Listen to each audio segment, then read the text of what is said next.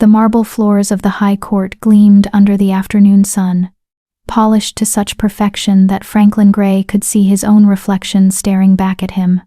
17 years he'd walked these halls, 17 years of service to the crown, to the pack law, to justice itself. His robes deep burgundy trimmed with silver, the colors of the king's chosen judges whispered against the stone as he made his way toward the council chamber. Everything was exactly as it should be, except for the envelope. Damien paused at the entrance to his private office, his hand hovering over the brass handle. There, slipped beneath his door, was a cream-colored envelope. Nothing unusual about that, he received correspondence daily. But this one had no seal, no marking, no indication of who had delivered it, or when. He picked it up, turning it over in his hands. The paper was expensive, heavy stock that spoke of wealth and status, but it was blank, completely blank. Judge Ashford? Damien turned to find Ella, one of the junior court clerks, approaching with a stack of documents. Her smile was bright, innocent. The council meeting starts in 15 minutes. Chief Justice Aldrich sent me to remind you. Of course. Damien slipped the envelope into his inner pocket, returning her smile. Tell the Chief Justice I'll be there momentarily. She nodded and hurried away, her footsteps echoing down the corridor. Damien watched her go, that small, uncomfortable feeling gnawing at the edge of his consciousness. The feeling that something was wrong. But what? An unmarked envelope? He received dozens of anonymous tips every month. This was nothing. He pushed open his office door and stepped inside. His sanctuary was exactly as he'd left it that morning, law books lining every wall from floor to ceiling, his desk organized with military precision, the afternoon light streaming through the tall windows that overlooked the capital city of Valdres. From this height, he could see the entire sprawl of the kingdom. The merchant quarter, with its colorful awnings. The residential districts where both humans and wolves lived in careful harmony. And beyond that, the dark line of the Thornwood Forest, where the rogue wolves made their home. Damien had never understood rogues. Wolves who rejected the pack structure, who turned their backs on the Alpha King's protection and law. It seemed like madness to him. Without the pack, what was a wolf? Just an animal. Alone. Vulnerable. He shook his head and turned his attention to the envelope. Might as well open it before the meeting. He broke the seal. There was no wax, just a simple adhesive, and pulled out a single sheet of paper. They're going to kill you tonight. Don't go to the council meeting. Trust no one in the High Court. Run. The words were handwritten in sharp, angular script. No signature, no explanation. Damien read it twice, then a third time. Then he did what he always did. With anonymous threats, he crumpled the paper and tossed it into the waste bin beside his desk. In 17 years as a judge, he'd received hundreds of threats. Defendants who didn't like their verdicts. Criminals who wanted revenge. Conspiracy theorists who believed the entire justice system was corrupt. This was nothing new, nothing credible. He had 10 minutes before the council meeting. He used them to review his notes on the afternoon's agenda. 3 land disputes, a treaty negotiation with the southern packs, and a routine review of the guard's budget allocation. Standard fare. Boring, even. Looking back, Damien would realize this was the moment when everything changed. The moment when the careful, ordered world he'd built came crashing down around him. But in that moment, it felt like every other Tuesday. The council chamber was already full when Damien arrived. 12 seats arranged in a circle, each occupied by one of the High Court's senior officials. Chief Justice Aldrich presided from the north-facing seat, his silver hair and stern expression commanding immediate respect. To his right sat Lady Morgana, the king's treasurer. To his left, Commander Gideon of the Royal Guard. And there, directly across from Damien's own seat, was Lord Victor Castellan, the king's closest advisor, the man who had mentored Damien when he'd first joined the High Court nearly 2 decades ago. The man Damien trusted more than anyone in the kingdom. Victor caught his eye and smiled, warm, familiar, the smile of a friend. Damien returned it as he took his seat. Now that we're all present, Chief Justice Aldrich began, his voice carrying easily through the circular chamber. Let us begin with the matter of the Southern Territories. Damien's attention drifted. He'd read the briefing documents. 3 packs were disputing hunting rights in the borderlands. Standard territorial nonsense that could be resolved with a simple redistribution of, which is why we must accelerate the timeline. Damien's focus snapped back. What timeline? He glanced down at his notes, but there was nothing about any timeline. He must have missed something. Lady Morgana was speaking now. The king grows impatient. He wants the Thornwood cleared by the new moon. That gives us less than 3 weeks. Cleared? Damien heard himself ask. I wasn't aware we had any operations planned for the Thornwood. The chamber fell silent. Every eye turned to him. Commander Gideon cleared his throat. It's in the budget allocation, Judge Ashford. Section 7, Paragraph 3. Damien flipped through his documents. Section 7 was about guard funding, yes, but Paragraph 3 simply listed a discretionary expense of 50,000 gold sovereigns. No explanation. No. Perhaps Judge Ashford would be more comfortable discussing this matter in private, Lord Victor said smoothly. Given his concerns about procedure, there was something in Victor's tone. Something that made the hair on the back of Damien's neck stand up. No, Damien said carefully. I'd prefer to discuss it here, in open council, as is proper. What exactly are we clearing from the Thornwood? Another silence. This one heavier. Dangerous. Chief Justice Aldrich folded his hands on the table. The rogues, Judge Ashford. We're clearing the rogues, all of them. The words hung in the air like smoke. That's... Damien struggled to find the right words. That's a military operation, a potential massacre. We can't simply exterminate an entire population without due process, without what? Lady Morgana's voice was sharp. Without giving lawless criminals a trial. They rejected pack law. They rejected the king's authority. They have no rights under our justice system. They're still citizens of this kingdom. Damien's voice was rising now, his carefully maintained composure cracking. They're still wolves. We can't just... The king has signed the order. Victor's voice cut through the chamber like a blade. It's done, Damien. The only question now is implementation.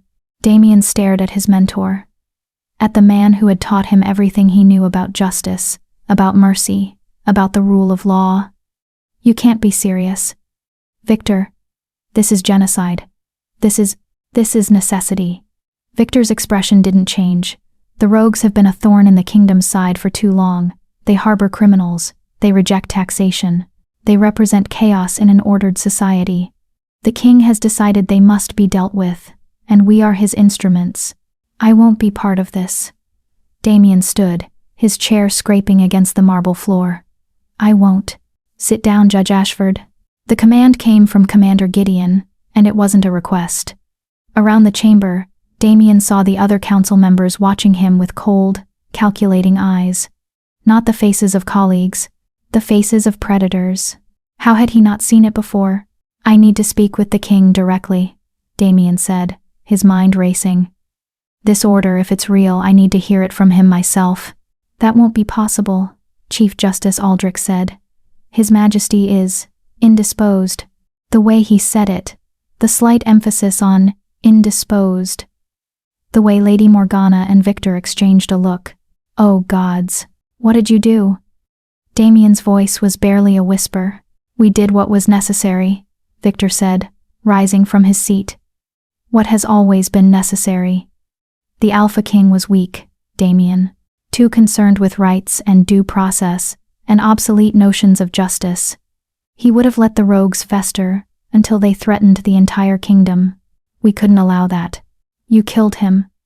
The words fell from Damien's mouth like stones. You killed the king. We liberated the kingdom, Lady Morgana corrected.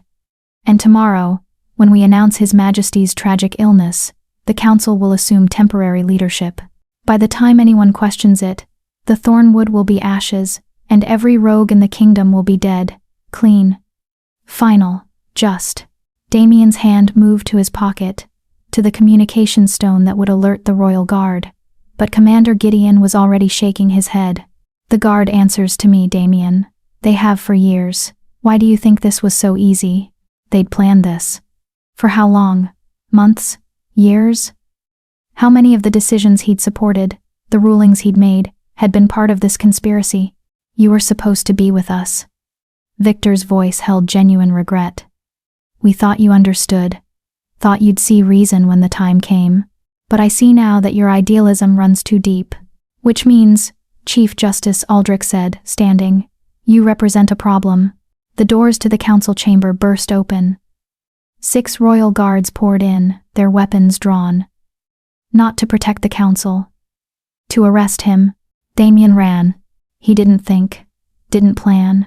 Pure instinct took over as he dove sideways, toppling his chair into the path of the nearest guard. His hand grabbed a heavy law book from the shelf behind him, and he hurled it at the window, the massive floor-to-ceiling window that overlooked the city.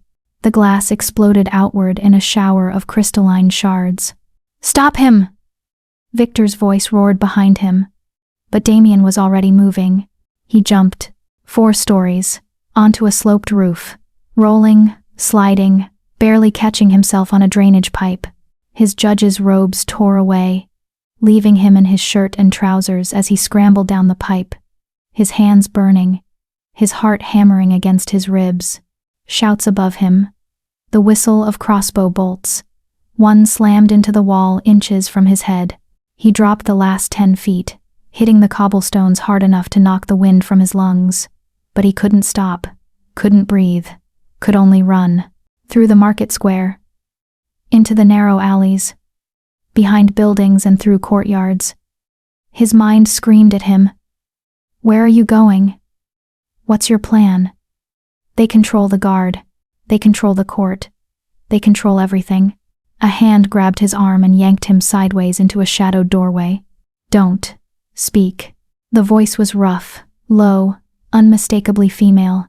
A hand clamped over his mouth before he could protest. Damien's wolf instincts surged. He was stronger than most. Faster. He could fight whoever. Don't move. Don't even breathe loud.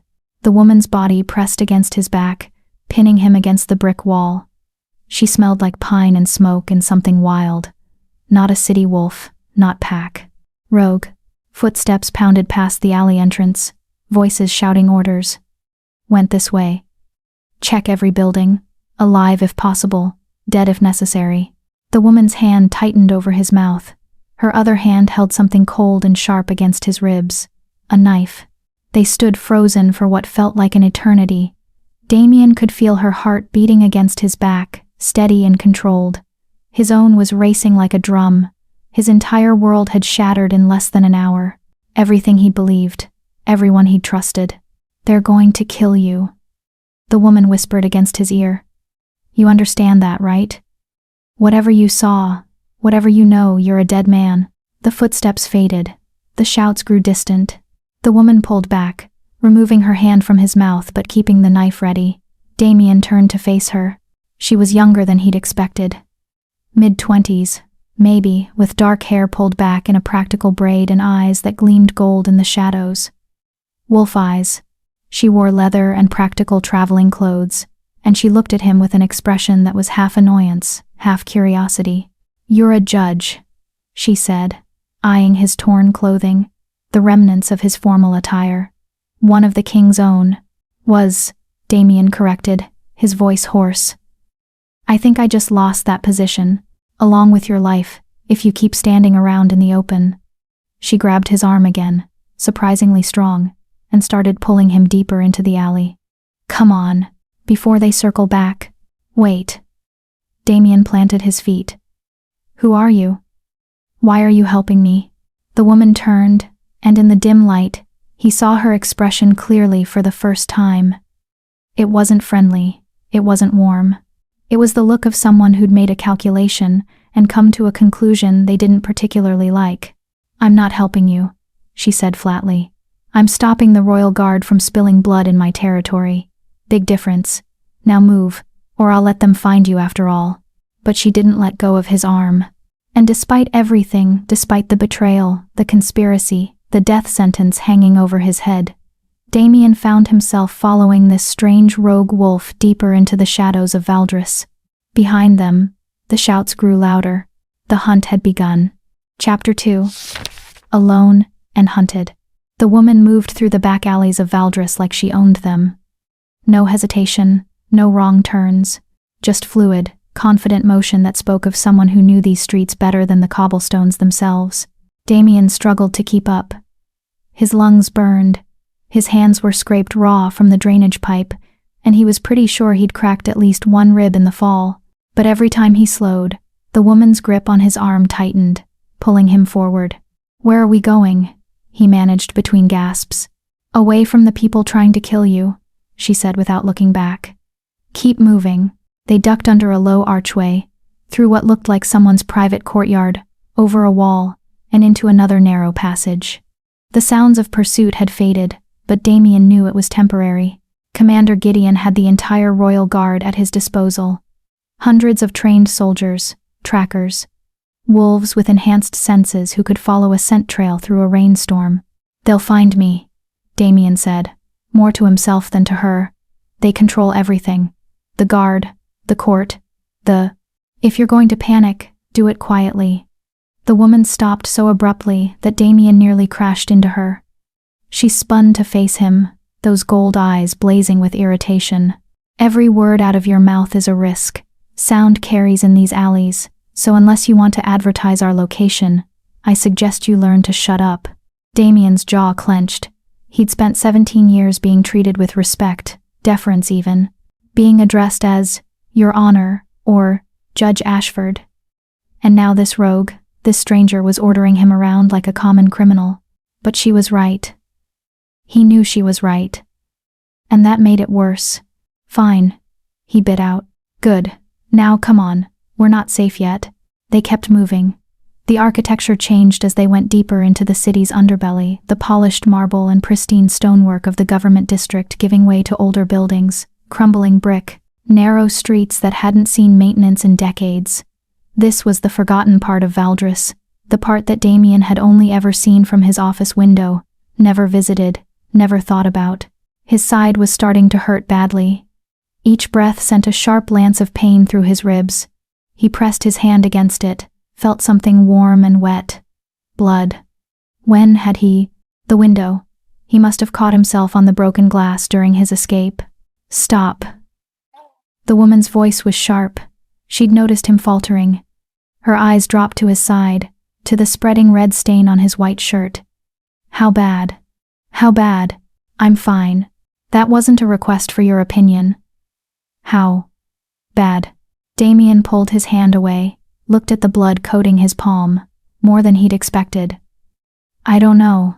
I can keep moving. Not if you bleed out. You can't." She swore under her breath a creative string of profanity that would have made the court clerks faint. Of course. Because saving your ungrateful ass wasn't complicated enough. She grabbed his arm again, but gentler this time, and led him toward a building that looked ready to collapse. The door hung crooked on its hinges. Inside was dark, dusty, clearly abandoned. "Sit," she ordered, pointing to a relatively clean patch of floor. "I can." "Sit down." Damien sat. The moment he stopped moving, the adrenaline began to drain away, and the pain rushed in to fill the space it left. His entire body ached. His hands were shaking. The reality of what had just happened was starting to crash over him in waves. Victor had killed the king, his mentor, his friend. The man who had taught him that law meant something, that justice was more than just words on paper. How long had Victor been planning this? How many times had Damien sat across from him, discussed cases, shared meals, trusted his counsel, while Victor was plotting regicide? "Hey." The woman snapped her fingers in front of his face. "Stay with me, Judge. I need you conscious." She knelt beside him, pulling a small pack from her shoulder. Her hands moved with practiced efficiency, producing bandages, a flask of something that smelled like alcohol, a needle and thread. "This is going to hurt," she said, not unkindly. "I'm aware of how wound treatment." Damien's words cut off in a sharp hiss as she poured the alcohol directly onto the gash. Stars exploded across his vision. "Gods above, woman. I said it would hurt. Now hold still." She lifted his shirt, exposing the wound. It was a clean slice, not too deep, but long enough to need stitches. Her fingers probed the edges with surprising gentleness. "You're lucky," she murmured. "Missed anything vital." But you're going to have a nice scar. Lucky. Right. Damien laughed.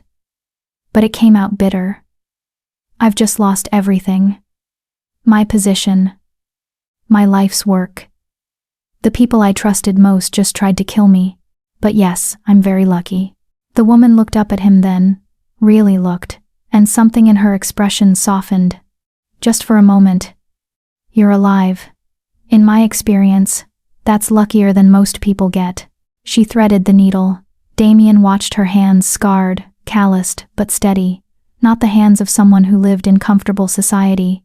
These were hands that had worked, fought, survived. This is really going to hurt, she said again. Just do it. The first stitch burned like fire. Damien bit down on his tongue to keep from crying out. The second was worse. By the third, he was gripping the floor hard enough to scrape his already raw palms. Why are you helping me? He asked through gritted teeth. Anything to distract from the pain. You said I was a judge, one of the king's own. You're a rogue. We're supposed to be enemies. We are enemies. She tied off a stitch, started another. Or we were. Seems like you just got fired from that particular job. Then why? Because the royal guard killed someone in my territory 3 months ago. Her voice went flat, cold. 17-year-old kid. His crime? Stealing bread to feed his younger siblings. The guards didn't bother with arrest, didn't bother with trial, just put a crossbow bolt through his heart and left him bleeding in the street. Damien felt something cold settle in his stomach. I didn't know. No. You didn't. Because people like you never know. You sit in your marble halls and make your rulings, and never bother to see what happens when those rulings hit the streets. She tied off the last stitch with perhaps more force than necessary. But I saw. I see it every day, so forgive me if I'm not crying over the fact that the High Court is eating itself. The words stung worse than the needle. Because she was right. Damien had spent 17 years believing he was serving justice, but what had he really been doing? Upholding a system that had just murdered its own king to carry out genocide. A system that killed children for stealing bread. I'm sorry, he said quietly. For what happened to that boy, for all of it. The woman sat back on her heels, studying him with those unsettling gold eyes. Your apology doesn't bring him back, doesn't feed his siblings, doesn't change anything. I know, but... She sighed, wiping the blood off her hands with a rag. I suppose it's more than any other judge has ever said to me. So, there's that. Silence fell between them. Outside, the sounds of the city continued, distant voices, the clatter of carts, the ever-present background noise of life going on while Damien's world fell apart. They're going to kill everyone in the Thornwood, he said. That's what the council was planning. A complete extermination. In less than 3 weeks. The woman's head snapped up. What? The rogues. All of them. They have 50,000 gold sovereigns allocated for the operation. Commander Gideon controls the guard. It's already decided. For the first time since he'd met her, the woman looked genuinely shaken. That's hundreds of people, families, children. I know. And I'm the only one outside the council who knows about it. Damien met her eyes. That's why they want me dead. Not just because I witnessed the truth about the king, because I can expose their genocide before they carry it out. The woman stood abruptly, pacing the small space like a caged animal. This is insane. Even for the High Court, this is... She stopped. Wait, you said less than 3 weeks? By the new moon. That's 18 days. She ran her hands through her hair, dislodging her braid. We need to get word to the Thornwood. They need to evacuate. They need to... Evacuate where? Damien struggled to his feet, ignoring the pull of fresh stitches. The kingdom's borders are controlled by the same guard that will be carrying out the massacre. And even if they could escape, where would they go? The neighboring territories have treaties with the crown. They'd just send them back. Then what? The woman spun to face him. We just let it happen? Let hundreds of people die? No. Damien's voice was harder now. Some of his old authority returning. We stop it. We expose the council's conspiracy. We prove what they've done, what they're planning to do. We tear down their legitimacy before they can carry out their plan. And how exactly do you propose we do that? You're a fugitive. I'm a rogue. We have no authority, no resources, no. We have the truth. Damien stepped closer. And the truth is the most powerful weapon in any legal system, even a corrupt one. If we can get proof to the right people, allies in the outer provinces, judges who aren't compromised, military commanders who still serve the actual law, we can turn the kingdom against them. The woman stared at him. You actually believe that? You actually think the system can save itself? I think the system is made of people. And most people, when given a choice between genocide and justice, will choose justice. Most people sat by and watched that 17-year-old bleed out in the street. The words hit like a slap, because she was right. Damien had been naive, had believed in the inherent goodness of the system for so long that he'd been blind to its rot. But what was the alternative? Give up? Let the massacre happen? You're right, he said. I've been blind. I've been complicit in a broken system. I can't change that. But I can change what happens next. I can try to stop this, even if it costs me everything I have left. The woman studied him for a long moment. Then, unexpectedly, she laughed short, sharp, without humor. You know what the really stupid part is? I believe you. I actually believe that you're dumb enough to try this. Then help me. Why would I do that? Because you care about those people in the Thornwood. Because you just spent the last hour saving my life and stitching me back together instead of leaving me for the guard. Because whatever you say, you're not as cynical as you pretend to be. She scowled at him. I could still leave you for the guard, but you won't. A beat of silence. Then, damn it, she turned away, but Damien saw the ghost of a smile. Fine, but we do this my way, my rules, my territory, my knowledge, my contacts. You want to expose a conspiracy? We can't do it from inside your precious system. We do it from the shadows, from the places people like you never look. Agreed. And you do exactly what I say. Question me, doubt me, try to pull rank on me, and I walk. I leave you bleeding in whatever alley we happen to be in at the time. Understand? Understood. She turned back to face him, and for the first time, she offered her hand. Maggie. My name is Maggie. Damien took it. Her grip was firm, calloused, strong. Damien Ashford, though I suppose I'm not Judge Ashford anymore.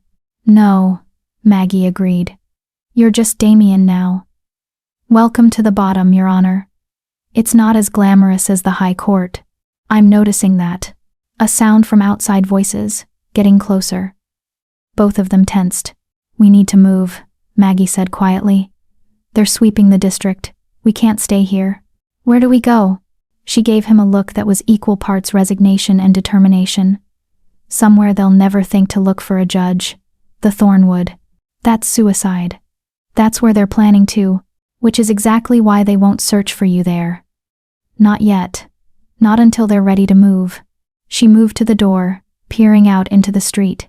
Besides, if we're going to stop this, we need to warn the rogues, and we need their help. They'll never trust me. Probably not. Maggie glanced back at him, a dangerous smile playing at her lips. But they trust me. And you're with me now. So you better hope that's enough. She slipped out into the street. After a moment's hesitation, 17 years of law and order warring with the new reality of survival, Damien followed. The hunt continued. But now, at least, he wasn't running alone. And somewhere in the back of his mind, past the pain and the fear, and the crushing weight of betrayal, a small voice whispered, "This woman just saved your life. Don't forget that. Whatever happens next, she's the only reason you're still breathing." He didn't know it yet, but that thought would become important. Very important. But first, they had to survive the night. Chapter 3. The Journey into Shadow. They traveled under cover of darkness. Maggie led them through parts of Valdris that Damien hadn't known existed, forgotten tunnels beneath the city streets, abandoned warehouses, the skeletal remains of old construction projects that had been started and never finished. She moved with the confidence of someone who had mapped every shadow, every hiding place, every escape route. Damien tried to keep up. His side throbbed with each step, the fresh stitches pulling tight. Sweat beaded on his forehead despite the cool night air, but he didn't complain, didn't ask for rest, because every time they paused, every time they slowed, he heard it in the distance, the systematic sweep of the royal guard, searching, hunting. "There's a safe house on the eastern edge of the city," Maggie whispered as they crouched in the shadow of a crumbling aqueduct. "We can rest there for a few hours. Let the search move past us. Then we make for the Thornwood at dawn. Won't they have the gates watched? We're not using the gates." She glanced at him, a hint of amusement in those gold eyes. "You really don't know anything about how this city actually works, do you? I knew the law. You knew the story they told you, the clean version, the version where everything makes sense and justice prevails and the system works." Maggie shook her head. "The real city? The one beneath all that polish? You've never seen it." She was right. Again, Damien had spent 17 years looking at Valdres from above, literally and figuratively. From his office window, from the high court, from a position of privilege and power, he'd never walked these streets, never breathed this air that smelled of desperation and survival. "I'm starting to realize that," he said quietly. Maggie studied him for a moment, then nodded. "Come on, we're close." The safe house turned out to be a room above an abandoned tannery, accessible only by a rusted fire escape that looked ready to collapse at any moment. Inside was sparse, a bedroll, some supplies, a few weapons mounted on the wall, but it was dry, hidden, and most importantly, defensible. Maggie barred the door behind them, then moved to the single window, checking the street below. Satisfied, she finally allowed herself to relax just slightly. Her shoulders dropped a fraction of an inch, her hand moved away from the knife at her belt. "Sit," she said. "Let me check those stitches." "I'm fine." "That wasn't a request, Damien." She pulled out a small lantern, lighting it with a match. The warm glow filled the space, casting long shadows on the walls. "You've been bleeding through your shirt for the last hour, so sit down and let me look at it, or I'll knock you down and look at it anyway." Damien sat. He was too tired to argue, and besides, the pain had been getting worse. Maybe she was right, maybe. Shirt off. He hesitated. Something about the command, about the intimacy of it, made him suddenly aware of how small this space was, how alone they were, how close she was standing. "Damien, shirt off." He unbuttoned his shirt, what was left of it, anyway, and pulled it away from the wound. The fabric stuck to the dried blood, making him hiss. Maggie knelt beside him, her hands surprisingly gentle as she examined the stitches. "You pulled 2 of them." "Idiot. I told you to be careful." "You told me to keep moving." I told you to keep moving carefully." She produced her needle and thread again. "This is going to hurt." "Yes, I remember." She almost smiled. Almost. Quick learner. The restitching was worse than the first time. Maybe because the adrenaline had fully worn off now. Maybe because Damien knew what was coming. Each pull of the thread felt like fire dragging through his flesh. He focused on his breathing in through the nose, out through the mouth, just like he'd learned in combat training decades ago. "You were military," Maggie observed, watching his controlled breathing. "Before you were a judge. 6 years. Infantry, then officer training. I thought I'd make a career of it. What changed? I realized I was better at strategy than combat. Better at thinking than fighting." "Victor." The name caught in his throat. Lord Castellan noticed. "Recommended me for the judicial training program. Said, I had a mind for law. He was your mentor. It wasn't a question." "Yes." "And now he's trying to kill you." "Yes." Maggie tied off the final stitch. "That's the thing about mentors. They teach you how to see the world. And if they're corrupt, they teach you to see corruption as normal, as necessary." She sat back, wiping her hands. "You were lucky. You saw through it before it was too late." "Was I?" Damien looked at her. "I spent 17 years upholding a system that murdered children for stealing bread. I sat in judgment of people, while the very men I served conspired to commit genocide. How is that lucky? Because you're here now, because you saw the truth and ran instead of joining them." Maggie stood, moving to the small supply cache in the corner. She pulled out some dried meat, hard bread, a skin of water. That's more than most people in your position would have done. She handed him the food. Damien stared at it for a moment, realizing he couldn't remember the last time he'd eaten. Breakfast? That felt like a lifetime ago. Thank you, he said. Don't thank me yet. This is the easy part. They ate in silence. The bread was stale, the meat tough, the water lukewarm. It was possibly the worst meal Damien had ever had. But somehow, sitting in this abandoned room with a rogue wolf who had saved his life, it felt more honest than any of the elaborate dinners he'd attended in the high court. Tell me about the Thornwood, Damien said eventually. If we're going there, I need to know what to expect. Maggie leaned back against the wall, her eyes distant. It's not what you think.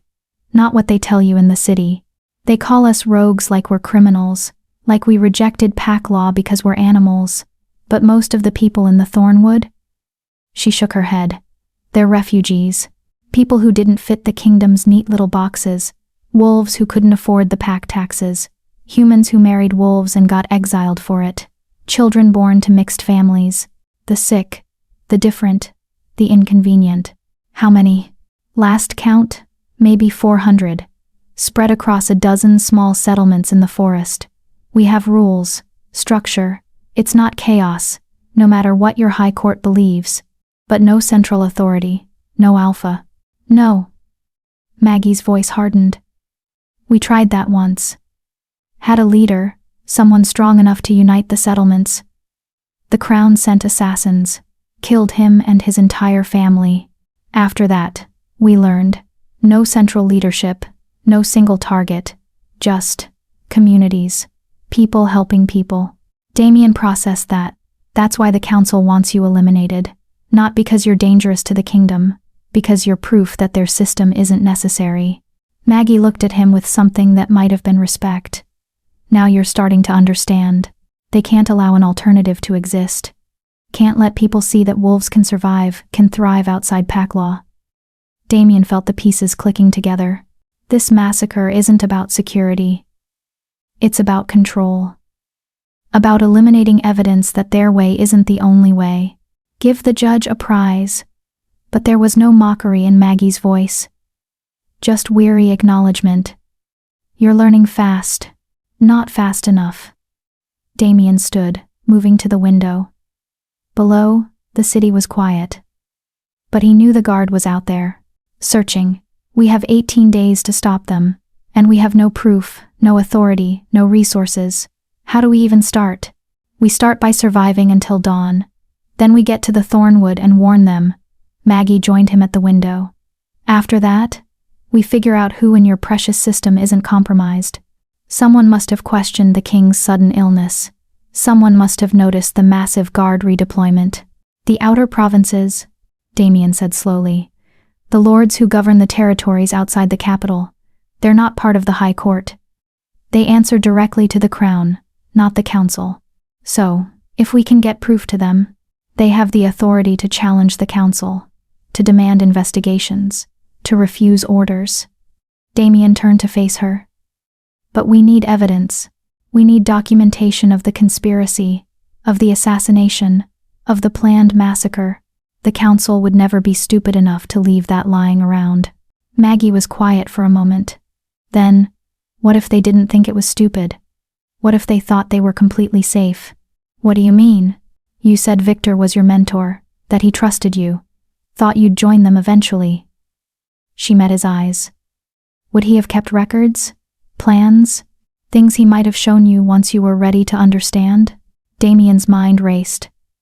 Victor's private office in the high court. The locked cabinet where he kept sensitive documents.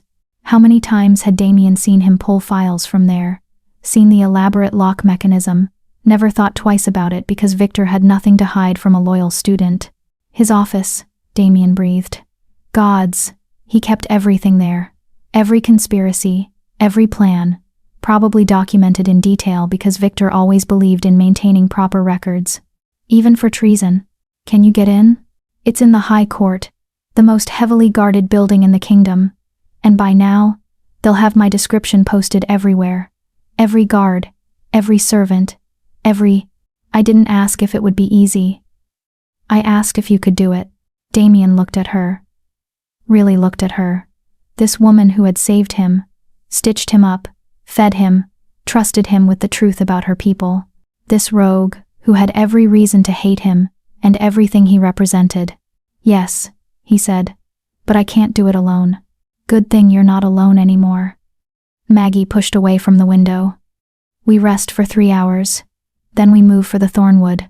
Once you've warned my people, once they're preparing to evacuate or defend themselves, we come back. We break into the High Court. We get those documents.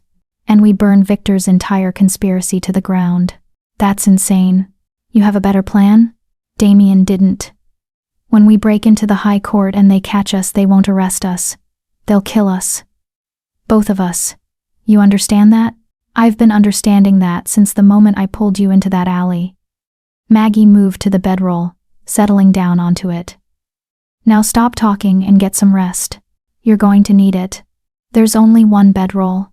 Then I guess we're sharing. Unless you want to sleep on the floor with those fresh stitches. Damien hesitated. The proper thing, the appropriate thing, would be to insist on the floor, maintain some semblance of… What? Decorum? Propriety? Those concepts felt absurd now, in this moment, in this place. He lay down beside her, careful to leave distance between them. The bedroll was thin, barely padding them from the hard floor. But after everything, it felt like luxury. Maggie? Why did you really save me? The truth. Silence. Long enough that Damien thought she wouldn't answer. Then, because I'm tired of watching people die while the court does nothing. Because that 17-year-old kid looked at me while he bled out and asked me why nobody helped him. Asked me why nobody cared. Her voice was barely a whisper. And I didn't have an answer.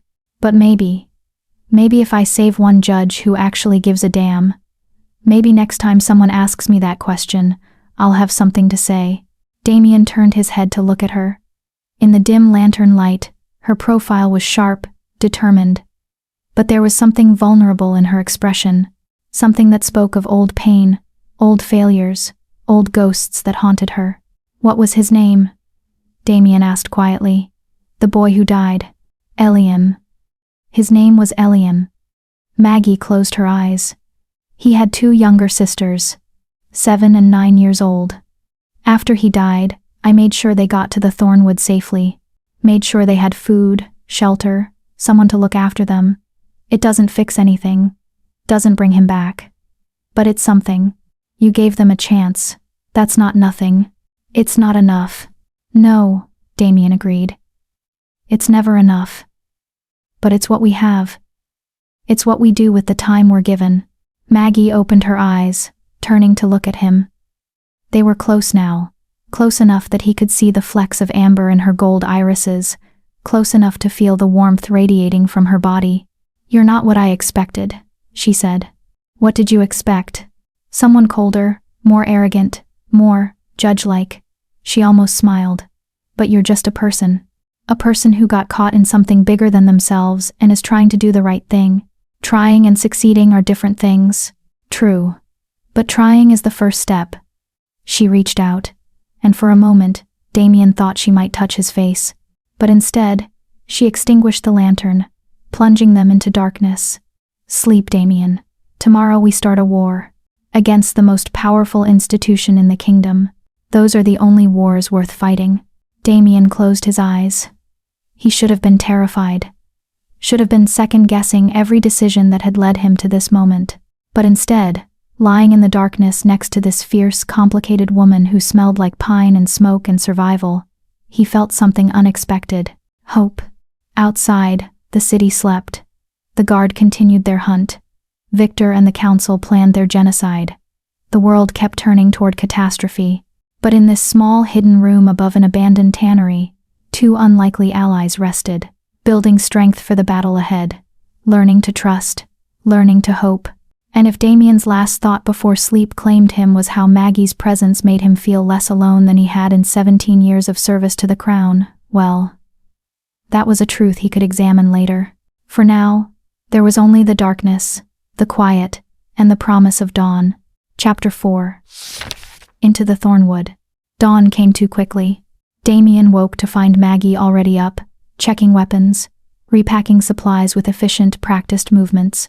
The room was still dim, but the quality of darkness had changed, no longer the deep black of night, but the soft gray that preceded sunrise. "How long was I asleep?"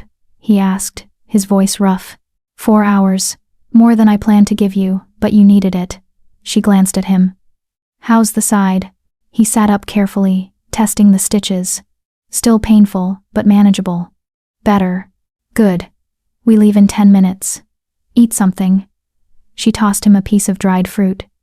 "It's a 3-hour hike to the Thornwood border. We need to move fast and quiet." Damien caught the fruit, chewing mechanically as he stood. His judge's clothing was ruined, torn, blood-stained, far too recognizable. Maggie seemed to read his mind, because she pulled out a bundle of rough-spun cloth. "Put these on, you'll blend in better." The clothes were simple dark trousers, a loose shirt, a weathered jacket, the kind of thing a laborer or tradesman might wear.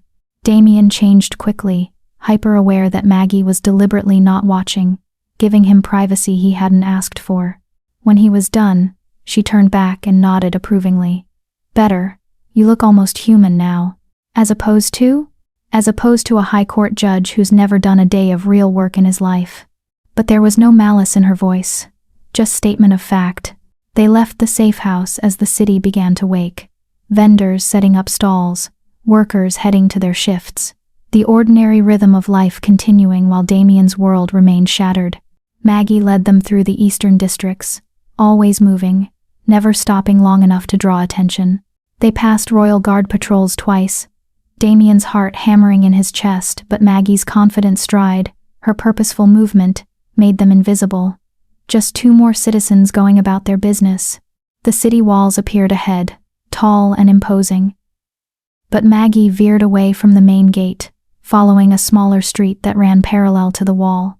"There's a drainage tunnel," she explained quietly. "Runs under the wall, into the river on the other side. The grate is loose. Has been for years. The guard doesn't know about it? The guard knows about it. They just don't care. It's too small for an army, too inconvenient for merchants. Only useful for people who need to move without being seen." She gave him a significant look. "People like me." The tunnel was exactly as she'd described, narrow, dark, smelling of stagnant water and things Damien didn't want to identify. They had to crouch to move through it, Maggie leading with a small light crystal that cast just enough glow to see by. "This is where you tell me you're claustrophobic," Maggie said. "I'm not claustrophobic." "Good. Because it gets narrower." It did. For several terrifying minutes, Damien had to crawl, the walls pressing in on both sides, water soaking through his new clothes. His side screamed in protest, stitches pulling with every movement. But he bit down on the pain and kept moving. Then, finally, light, fresh air, the sound of running water. They emerged on the riverbank outside the city walls, hidden by overgrown brush and the curve of the land. Maggie immediately covered the tunnel entrance again, making it look untouched. "Welcome to the outside," she said. "From here, we head northeast. Stay close, stay quiet, and if I tell you to freeze, you don't move a muscle. Understand?" "What's out there? Besides the forest itself?" "Patrols. Not regular. Guard those stick to the roads. But scouts. Hunters. People who know these woods." She started walking. "And if we're unlucky, some of my people who don't take kindly to strangers." The terrain changed quickly. Cultivated land gave way to wild growth, and then the forest proper rose up around them, ancient trees with trunks wide as houses, their canopy so thick it blocked out most of the morning sun. The thornwood, named for the vicious brambles that grew in its depths, thorns as long as fingers that could tear through flesh and clothing alike. Maggie moved through it like she was born there, never hesitating, never lost, following paths that Damien couldn't see. He tried to match her silence, her fluid movement, but he was aware of every branch that cracked under his feet, every rustle of leaves that announced his passage. "You're not bad," Maggie said after an hour. "For someone who's only walked on marble floors. I told you, military training. That was what, 15 years ago? 18. Impressive. Your body remembers." She paused, listening to something Damien couldn't hear. Then she relaxed fractionally. We're being watched. Damien's hand moved instinctively toward his belt, but he had no weapon. Maggie had offered him a knife back at the safe house, but he'd refused. He wasn't sure he could use it if needed. Don't react, Maggie said calmly. They're not hostile, just cautious. They're checking to see if you're a threat. They? Damien resisted the urge to look around. I don't see anyone. That's the point. Maggie raised her voice slightly. It's Maggie. I'm coming in. I have someone with me. A refugee from the city. He's under my protection. Silence. Then, from somewhere above and to the left, a voice called out, What kind of refugee needs the Thornwood, Maggie? We have enough mouths to feed. The kind who knows about the massacre the council is planning. Maggie's voice was steady, authoritative. The kind who can help us stop it. Let us through, Remy. I'll explain everything to the council. A longer pause. Then a figure dropped from a tree branch, 15 feet above them, a lean, scarred wolf in his 40s, with silver threading through his dark hair. He landed in a crouch, rose smoothly, and fixed Damien with a hard stare. This is your refugee? Remy's tone was skeptical. He has soft hands, city smell, and he moves like someone who's used to giving orders, not taking them. He was a judge, Maggie said simply, in the High Court. Until yesterday, when he discovered the council murdered the king and is planning to exterminate every rogue in the kingdom. Remy went very still. Say that again. The Alpha King is dead, assassinated by his own council. They're planning a full sweep of the Thornwood, 50,000 gold sovereigns allocated. Commander Gideon has the guard ready to move. They want every rogue dead by the new moon. Remy looked between them. That's 17 days. 18, Damien corrected quietly. If we count today. Remy's eyes snapped to him. You're the source of this information? I witnessed the council meeting. Heard them discuss it openly. They've already killed the king. The massacre is next. And why should we trust anything a judge says? It was a fair question. Damien held the man's gaze. Because they tried to kill me when I objected. Because I lost everything, my position, my life, everything I believed in when I chose to run instead of joining their conspiracy. Because Maggie saved my life, and now I'm trying to save yours. Remy studied him for a long moment. Then he looked at Maggie. You trust him? I'm still deciding, Maggie said honestly. But his information is solid, and we need to warn the settlements. The council won't like this. The council doesn't have to like it, they have to hear it. Maggie's voice hardened. Are you going to let us through? Or do I need to go around you? Remy's mouth twitched, not quite a smile, but close. You always were too stubborn for your own good. He stepped aside. Straight path to the main settlement. I'll send runners to the other communities, tell them to gather. But Maggie, if this is wrong, if you're bringing danger into our home, then I'll answer for it, same as always. Remy nodded, and melted back into the forest. One moment he was there, the next he was gone, as if he'd never existed. Friend of yours? Damien asked. Used to be. Maggie started walking again. His daughter was killed in a guard raid 3 years ago. 16 years old. Her crime was being in the wrong place at the wrong time. She glanced back at him. He doesn't trust easily anymore. Can't say I blame him. The forest opened up ahead, and suddenly they were in a clearing. But calling it a clearing didn't do it justice. It was a community, dozens of structures built into and around the massive trees, connected by rope bridges and wooden walkways. Homes, workshops, storage buildings, and everywhere, people, families, children playing, elders sitting in the sun. The normal, ordinary life of a community that just happened to exist outside the kingdom's law. Damien had expected squalor, chaos, the wild, dangerous existence that the High Court claimed rogues lived. Instead, he saw organization, purpose, people taking care of each other. This is the Thornwood? He asked. This is Haven, the largest of our settlements. Maggie led him down into the clearing. 300 people live here. Another 100 spread across the smaller communities. We have rules, structure, we look after our own. Heads turned as they entered. Conversations stopped. Children were quietly ushered toward their parents, and Damien realized with a sinking feeling that he was the source of the tension. Even in his common clothes, he stood out, moved differently, spoke differently. He was the enemy. Walking into their home, a woman approached, older, gray-haired, with the bearing of someone accustomed to authority. Behind her, 2 younger wolves flanked her protectively. "Maggie," the woman's voice was measured. "You bring an outsider to Haven. I bring a warning, Elder Maria." Maggie bowed her head slightly, a show of respect Damien hadn't seen from her before. "The kingdom plans to destroy us. All of us. This man has information we need to hear." Elder Maria's sharp eyes fixed on Damien. "A judge. I can smell the court on you, even through the forest dirt. Why would a judge warn rogues of anything except their own arrests? Because I'm not a judge anymore." Damien stepped forward, meeting her gaze. "Because the High Court has been corrupted beyond redemption. Because they murdered their own king to carry out genocide. And because if I don't help stop them, hundreds of innocent people will die." Innocent. The word held bitter irony. Strange term from someone who served the system that has hunted us for decades. "You're right. I served a system I thought was just. I was wrong. I can't change the past, but I can help change what happens next." Damien's voice was steady. "The council will move by the new moon. 18 days. They have the resources, the soldiers, the element of surprise. Unless we act now, the Thornwood falls." Murmurs rippled through the gathering crowd.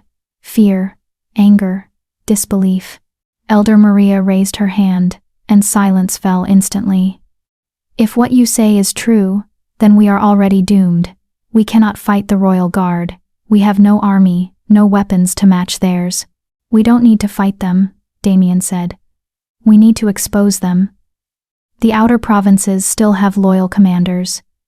Judges who serve the law rather than personal ambition. If we can prove the council's conspiracy, if we can show what they've done and what they plan to do, the kingdom will turn against them." "Prove it how?"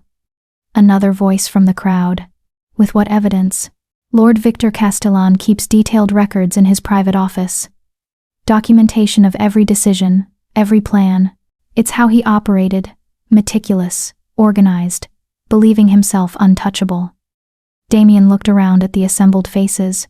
"If Maggie and I can get into his office, if we can steal those documents and get them to the right people, we can stop this."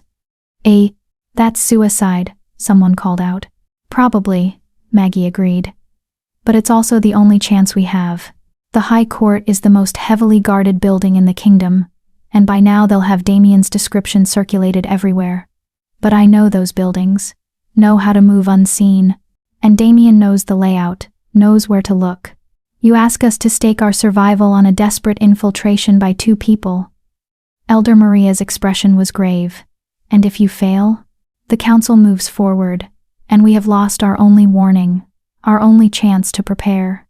If we do nothing, you die anyway," Damien said bluntly.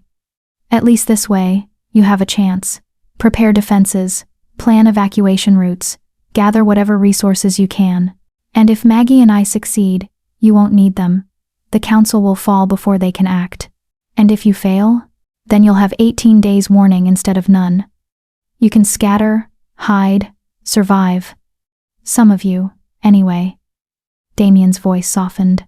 "I know I have no right to ask for your trust. I know what the court has done to you, what I've been complicit in. But I'm asking anyway. Let us try. Let us fight for you." Elder Maria was quiet for a long moment, studying his face. Then she looked at Maggie. "You believe in this plan?" "I believe in the alternative being worse," Maggie said. "And I believe that sometimes you have to trust the person who has the most to lose. Damien lost everything when he chose to warn us instead of joining the conspiracy. That counts for something. It counts for very little if we're all dead." But Elder Maria nodded slowly. "Very well. You have the council's blessing to attempt this infiltration. But Maggie, you take full responsibility. If this man betrays us, if this is an elaborate trap, then I'll die alongside everyone else," Maggie said simply. "Same as always." The crowd dispersed slowly, people returning to their routines but with a new tension in the air. The news was spreading: massacre, conspiracy, 18 days. Elder Maria gestured for them to follow her to one of the larger structures. Inside was a meeting space, simple but functional. Maps on the walls. Documents. The administrative heart of Haven. "Tell me everything," she said once they were seated. "Every detail. Leave nothing out." Damien did. He described the council meeting, the casual way they'd discussed genocide, the revelation that the king was already dead. He explained Victor's likely record-keeping, the layout of the High Court, the security measures they'd face. When he finished, Elder Maria sat back, her face drawn. "This is worse than anything we feared. They've been planning it for months, maybe longer," Damien said. "The king was the only thing stopping them. Once he was gone, they could finally eliminate the alternative." Elder Maria looked at the maps on the wall, the Thornwood, with its dozen small settlements marked. "We've survived for 30 years by being small, scattered, not worth the effort of extermination." But something changed. "Power consolidation," Damien said. "The council wants absolute control. Can't have that while an alternative exists. While people can see that wolves can live outside pack law, and survive, even thrive." "We're not thriving," Maria said quietly. "We're surviving. There's a difference. But we're surviving on our own terms, and that's what terrifies them." Maggie leaned forward. "The settlements need to start preparing now. Evacuation plans, hidden supply caches, fallback positions. If we fail..." "When do you leave?" Maria interrupted. "Tomorrow morning. Damien needs another day to heal. The infiltration will be physically demanding, and he can't afford to tear those stitches again. Then you'll stay tonight. Rest, eat, prepare." Maria stood. "I'll call a full council meeting at sundown. Every settlement leader needs to hear this directly." She left, leaving Damien and Maggie alone in the meeting space. "They hate me," Damien said quietly. "They don't trust you. That's different." Maggie moved to the window, looking out over Haven. "You represent everything that's tried to destroy them. Every loss, every tragedy, every family member killed by the system you served. You can't expect them to welcome you with open arms." I just..." He trailed off, not sure how to finish. "You just what?" "I just wish I'd seen it sooner. Before so much damage was done." Maggie turned to face him. "We all wish that. But wishing doesn't change anything. Action does. You're here now. You're trying. That has to be enough." The door opened again, and a young girl entered, maybe 10 years old, with bright eyes and a cautious smile. She carried a tray of food. "Elder Maria said you'd be hungry," she said shyly. Maggie smiled, her expression transforming. "Thank you, Maya. How's your mother?" "Better. The medicine you brought last month helped." The girl set down the tray, then looked at Damien with unfiltered curiosity. "Are you really from the city? From the High Court?" "I was," Damien said carefully. "Mama says the court is full of bad people who hurt us." The words, so innocent, so matter-of-fact, hit like a physical blow. "Your mama is right. And I'm sorry. I'm sorry I was part of that for so long." Maya tilted her head, considering. "But you're not part of it now?" "No. Now, I'm trying to help stop them." "Then I guess you're not all bad." She smiled, and darted out of the room. Maggie laughed, quiet, genuine, out of the mouths of children. She makes it sound so simple. Maybe it is. Maybe we complicate things by overthinking them. Maggie moved to the tray, started eating. "You were bad. Now you're trying to be better. That's the story. That's an extremely simplified version of Damien." Maggie fixed him with a look. "Stop trying to carry the weight of every bad decision the High Court ever made. You can't change the past. You can only change what happens next. So eat your food, rest, and tomorrow we'll go break into the most secure building in the kingdom and steal evidence from a man who wants you dead." Simple. Despite everything, Damien laughed. It felt strange, wrong even, to laugh while planning something so dangerous. But somehow, in this moment, in this place, it was exactly what he needed. They ate together as the sun climbed higher, as Haven continued its life around them, as the clock ticked down toward either salvation or annihilation. And somewhere in the back of Damien's mind, a thought crystallized. This woman, this fierce, complicated, impossible woman, was becoming the most important person in his world. Not because she'd saved his life, not because they were allies in a desperate cause, but because she saw him, not the judge, not the symbol, just Damien. A man trying to do better. That thought should have terrified him. Instead, it felt like coming home. Hit that like button if you believe communities like Haven, people society threw away, deserve voices loud enough to defend them. Because when systems fail the vulnerable, the only thing that matters is whether we choose to stand with them or look away. Comment if you'd fight for people others have given up on, just like Damien and Maggie are doing. Chapter 5. The Weight of Tomorrow. The council meeting that evening was unlike anything Damien had experienced in the High Court. No marble halls, no formal robes, no rigid hierarchy, just people, settlement leaders from across the Thornwood, gathered around a fire in the center of Haven, sharing information, debating strategy, making decisions collectively, rather than by decree. Damien sat at the edge of the circle, aware that he was being watched, evaluated. Every word he spoke, every gesture, was scrutinized by people who had every reason to distrust him. He told them everything again, answered their questions, provided every detail he could remember about guard deployments, council procedures, the timeline for the massacre. And through it all, he felt the weight of their judgment. These weren't criminals, weren't the lawless chaos that the High Court portrayed. They were families, communities, people who had built something real out of necessity and survival. And he'd spent 17 years helping to create the system that wanted them dead.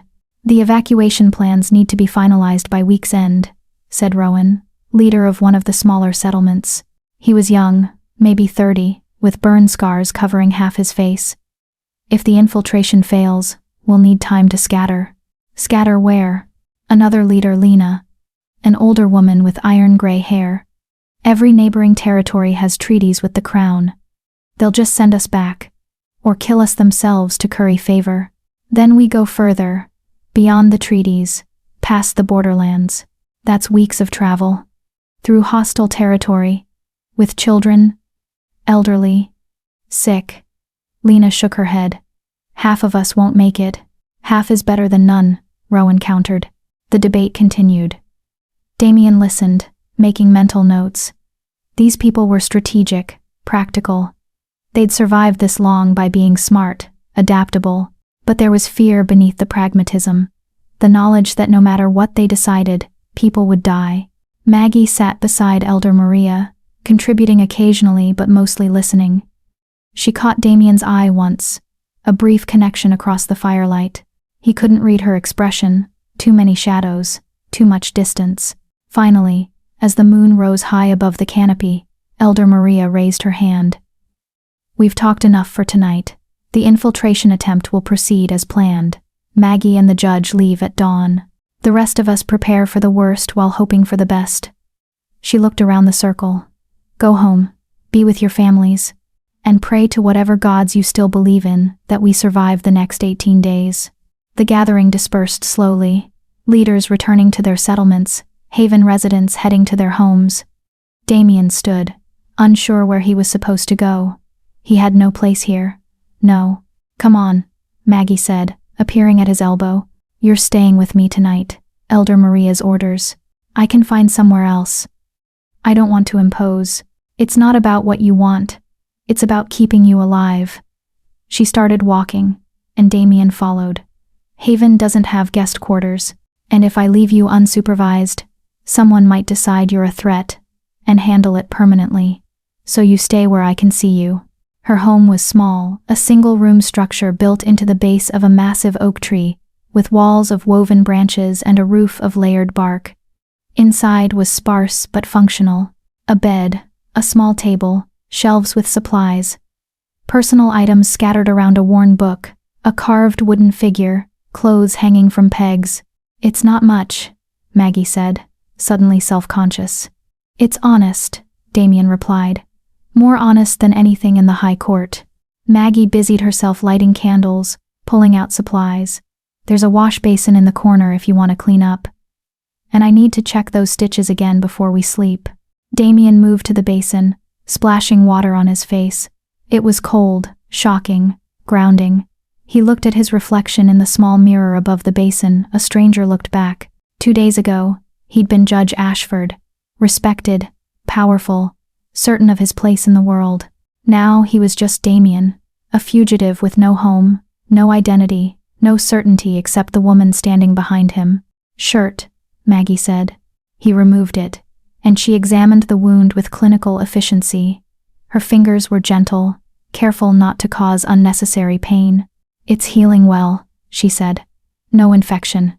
You might actually survive this. Might being the operative word. Always is. She moved away, started preparing bedding on the floor. You take the bed. I'll sleep here. Maggie, no. This is your home. I'll take the floor. You have a half-healed wound, and we're about to attempt something that will require peak physical condition. You need actual rest. She didn't look at him. Besides, I've slept in worse places. The floor is luxury compared to some. Damien wanted to argue, but she was right, and he was exhausted, bone-deep tired in a way that went beyond physical fatigue, the kind of tired that came from watching your entire world collapse. He lay down on the bed, simple but comfortable. Maggie settled onto her makeshift bedding, blowing out most of the candles. One remained lit, casting dancing shadows on the walls. Silence stretched between them. Not uncomfortable, but heavy with unspoken thoughts. Maggie? Why do you live alone? I saw other homes, families, couples, groups, sharing space. But you're by yourself. She was quiet for a long moment. It's easier that way. Easier how? Easier not to get attached. Easier to leave if I need to. Easier to take risks without worrying about who I'm leaving behind. Her voice was matter-of-fact. I'm a runner, Damien. That's what I do. I move between settlements, carry messages, find supplies in the city, help people who need to disappear. It's dangerous work. Having people depend on me, having people I care about. It makes it harder. Makes what harder? Making the choices that need to be made. She shifted, and in the candlelight, he could see her profile. 3 years ago, I had a partner. Not romantic, just someone I ran with. His name was Joel. We'd been working together for 5 years. He was good, fast, smart. My best friend, if I'm honest. Damien waited, sensing she needed to tell this at her own pace. We were extracting a family from the city. Mother, father, 2 kids. The guard had marked them for arrest. The father had witnessed a guard captain taking bribes, was stupid enough to report it. They were going to make an example of the whole family. Maggie's voice was steady, but there was pain beneath it. We got them out, but the guard caught our trail. They cornered us at the Western Bridge. What happened? Joel told me to run with the family, said he'd hold them off. Buy us time, I argued. Said we'd find another way. But he was right, it was the only way to save them. She paused, so I ran. Took that family to safety. And Joel died on that bridge, alone, buying us those extra minutes. I'm sorry. He made his choice. I made mine. The family survived. They're living in one of the eastern settlements now, safe. But Joel, she trailed off. After that, I decided I was done with partners. Done with attachments. It's easier to do this work when you're not worried about someone else's life. But you saved me, Damien pointed out. You're risking your life for me right now. That's different. How? Because I'm choosing to. Because you're a mission, not something more. But there was uncertainty in her voice now. Besides, once this is over, once we stop the council or die trying, you'll go back to whatever life you rebuild. And I'll go back to running. That's how it works. Damien sat up, looking at her across the small room. What if I don't want to go back? What if I want something different? What are you saying? I'm saying that 2 days ago, I lost everything I thought defined me.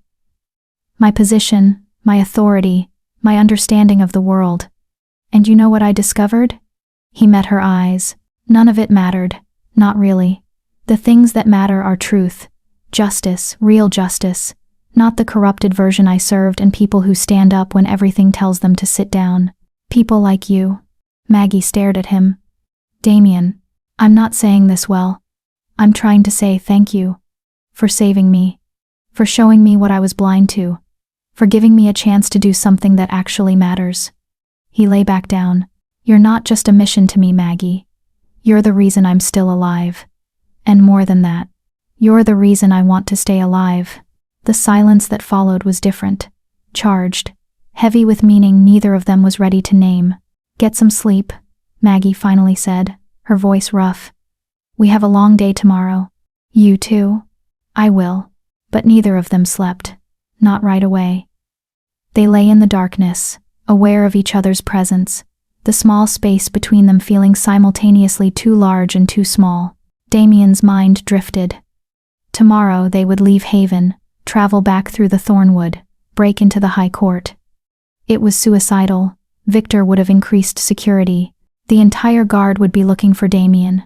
They'd be walking into the most dangerous building in the kingdom, with no backup, no escape plan, nothing but desperation and hope. And yet, lying here in this small room with Maggie's steady breathing in the darkness, he felt something he hadn't expected to feel again. Peace. Not because the danger was gone, not because the mission was easy, but because for the first time in his life, he was doing something that mattered, fighting for something real. And he wasn't alone. Damien? Maggie's voice was barely a whisper. Yeah? If we don't make it back, if tomorrow goes wrong. She paused. I want you to know that I don't regret saving you. I don't regret any of this. His throat tightened. Neither do I. Even though I pulled you into this insane plan, even though you could have run, hidden, saved yourself, especially because of that. He turned his head toward her, though he couldn't see her clearly in the darkness. You gave me a chance to be better than what I was. That's not something I can regret. Another silence. Then, you're nothing like I expected a judge to be. You're nothing like I expected a rogue to be. Maggie laughed soft, genuine. I guess we both had a lot to learn. Still learning. Yeah. A pause. Yeah, we are. Sleep came eventually, creeping up on them in the quiet darkness. Damien's last conscious thought was of Maggie's voice, steady and strong. A lifeline in the chaos. And miles away, in the High Court, Lord Victor Castellan stood in his office, studying a map of the Thornwood. Red marks indicated the planned attack points, numbers calculating casualties, resources, timeline. Any word on Judge Ashford? He asked the captain standing at attention behind him. No, my lord. He's vanished. We've searched every building, every safe house. It's like he disappeared. Victor smiled cold, calculating. He always was clever. But clever only gets you so far. Double the patrols around the court, triple security on my office. If Damien is going to do something desperate, it will be soon. You think he'll come back here? I know he will. Because despite everything, despite his idealism and his naivety, he's still a strategist. And a strategist knows that the only way to stop us is to expose us, which means he needs evidence. Victor turned from the map. And the evidence is here. In this building, in this very room. Should we move it? No. Let it stay. It's the perfect bait. Victor's smile widened. When Damien comes for it, and he will, we'll be waiting. No mercy. Just the end of a problem that should have been eliminated 2 days ago. The captain saluted and left. Victor returned to his map, to his plans, to his vision of a kingdom purged of imperfection. He didn't know that in the Thornwood, in a small room built into an oak tree, the very problem he was plotting to eliminate was sleeping peacefully for the first time in days. Didn't know that the weapon he'd tried to silence had found a voice. Didn't know that tomorrow, everything would change. Morning came too quickly. Again, Damien woke to find Maggie already moving, packing supplies, checking weapons. The routine was familiar now, the efficient preparation, the focused silence. How's the side? She asked without looking at him. He tested it. Still sore, but manageable. Good enough. It'll have to be. She handed him a pack. Water, food, medical supplies, rope, standard infiltration kit. There's also this. She held out a knife. Simple, practical, deadly. Maggie, I told you. And I told you we're breaking into the most dangerous building in the kingdom. You don't have to use it, but you need to have it. Just in case. Damien took the knife, feeling the weight of it in his hand. He'd carried weapons during his military service, but that was years ago. Before he'd believed that law and reason could solve everything. How naive that seemed now. There's one more thing, Maggie said. She pulled out a small vial, dark liquid inside. Nightshade extract. 3 drops, and you're unconscious in seconds. 6 drops, and your heart stops. Why are you giving me poison? Woo. Because if we're captured, if Victor has you, and is using you to get information about Haven, about the settlements. She pressed the vial into his hand. You need an option. I have my own. This is yours. The reality of what she was saying hit him. You'd rather I die than risk the Thornwood. I'd rather you have a choice. Maggie's eyes were fierce. No one should be forced to betray their people through torture. No one should have to live with that. So I'm giving you an alternative. I hope you never need it. But if you do. Damien pocketed the vial, his hand shaking slightly. Thank you, I think. Don't thank me. Just don't use it unless there's no other option. She shouldered her pack. Ready? No. But I don't think I ever will be. Then we're as ready as we're going to get. She opened the door. Let's go rob the High Court. Outside, Haven was awake. People going about their morning routines, but with an undercurrent of tension. They knew what today meant, knew that Maggie and Damien might not return. Elder Maria waited at the edge of the settlement. The other leaders have returned to their communities. They're beginning evacuation preparations. If you succeed, send word immediately. We'll need time to call everyone back, to stand down the preparations. And if we fail? Maggie asked. Then we scatter. Hide. Survive. Maria looked at them both. You're taking a tremendous risk. For people who have no claim on you. That's not nothing. It's everything, Damien said quietly. It's the only thing that matters. Maria nodded slowly. Then go. And may whatever gods still listen protect you both. They left Haven behind, moving into the forest's embrace. The journey back toward Valdris was quicker than the journey out. Maggie knew shortcuts, hidden paths that saved hours. They didn't talk much. Both were conserving energy, focusing on the mission ahead. But occasionally, their eyes would meet. Brief moments of connection that said more than words could. We're in this together. Whatever happens, we face it as a team. I trust you. That last one was the most surprising. Damien realized, somewhere between Haven and the city, that he trusted Maggie completely.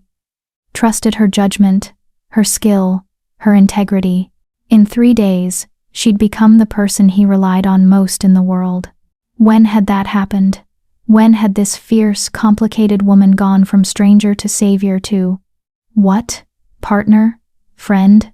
Something more? He pushed the thought away. Later. If there was a later. By midday, they reached the city's outskirts. They could see the walls, the gates, the guard patrols moving in their systematic patterns. We'll wait until nightfall, Maggie said. Go in through the same drainage tunnel. Then we need to reach the High Court without being seen. That's the easy part, Damien said. What's the hard part? Getting into Victor's office. It's on the 4th floor, central tower. There are guards at every stairwell, every corridor. Security has probably tripled since my escape. But you know the layout. I know the official layout. The stairs, the corridors, the public spaces. Maggie smiled. And I know the unofficial layout. The service passages. The maintenance tunnels. The spaces that people like you never see because people like me use them. You've been inside the High Court? Multiple times. How do you think I've been running refugees out of the city for years? She studied the building in the distance. Every building has a skeleton beneath its skin. Passages for servants, for maintenance workers, for the people who keep the place running but are never meant to be seen. That's our way in. Victor's office connects to the service areas. Every office does. How else would servants deliver meals, clean, maintain the fires? Maggie pulled out a rough sketch. This is from memory, so it might not be perfect, but here's the general layout. They spent the afternoon planning, memorizing routes, discussing contingencies. As the sun set, they moved closer to the city, staying hidden in the brush and shadows. Once we're inside, Maggie said, we move fast. Get to Victor's office, grab whatever documents we can carry, get out.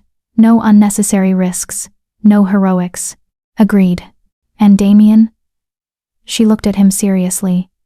If something goes wrong, if one of us gets caught, the other keeps going. Gets the evidence out. Completes the mission. No rescue attempts, no sacrifices. Understood? Maggie, promise me. He wanted to refuse, wanted to say that he wouldn't leave her behind, wouldn't abandon her no matter what. But he saw the steel in her eyes, the absolute conviction. I promise, he lied. She knew it was a lie. He could see that in her expression. But she nodded anyway. Good. Then let's go change the world. They moved toward the drainage tunnel as darkness fell over Valdris. The city lights twinkled in the distance, beautiful, peaceful, completely unaware that two people were about to shake its foundations. Behind them, the Thornwood waited. Hundreds of people depending on their success. 17 days until the massacre. Everything riding on this one desperate gambit. No pressure. Damien took a deep breath, felt the weight of the knife at his belt, the vial of poison in his pocket, the ache of healing stitches in his side. And beside him, Maggie moved like a shadow given form, confident and deadly, and impossibly brave. Whatever happened next, they would face it together. The hunt was about to become the counterattack. Chapter 6. Shadows in the Court. The drainage tunnel was exactly as Damien remembered, narrow, dark, smelling of decay and standing water. But this time, he moved through it with more confidence. His body was learning, adapting, becoming something other than what it had been. They emerged on the riverbank as the moon rose, casting silver light across the water. Maggie covered the tunnel entrance again, her movements automatic, practiced. From here, we follow the river wall north, she whispered. There's a service entrance near the old aqueduct. It's used for coal deliveries locked, but I can deal with that. They moved through the darkness like ghosts. Damien found himself matching Maggie's rhythm, her silence, her fluid grace. His military training was returning, muscle memory overriding years of sedentary court life. The service entrance appeared ahead, a heavy wooden door set into the stone wall, barely visible in the shadows. Maggie produced a set of lockpicks, working the mechanism with practiced ease. Where did you learn that? Damien whispered. You don't survive in the margins without skills. The lock clicked open. Inside.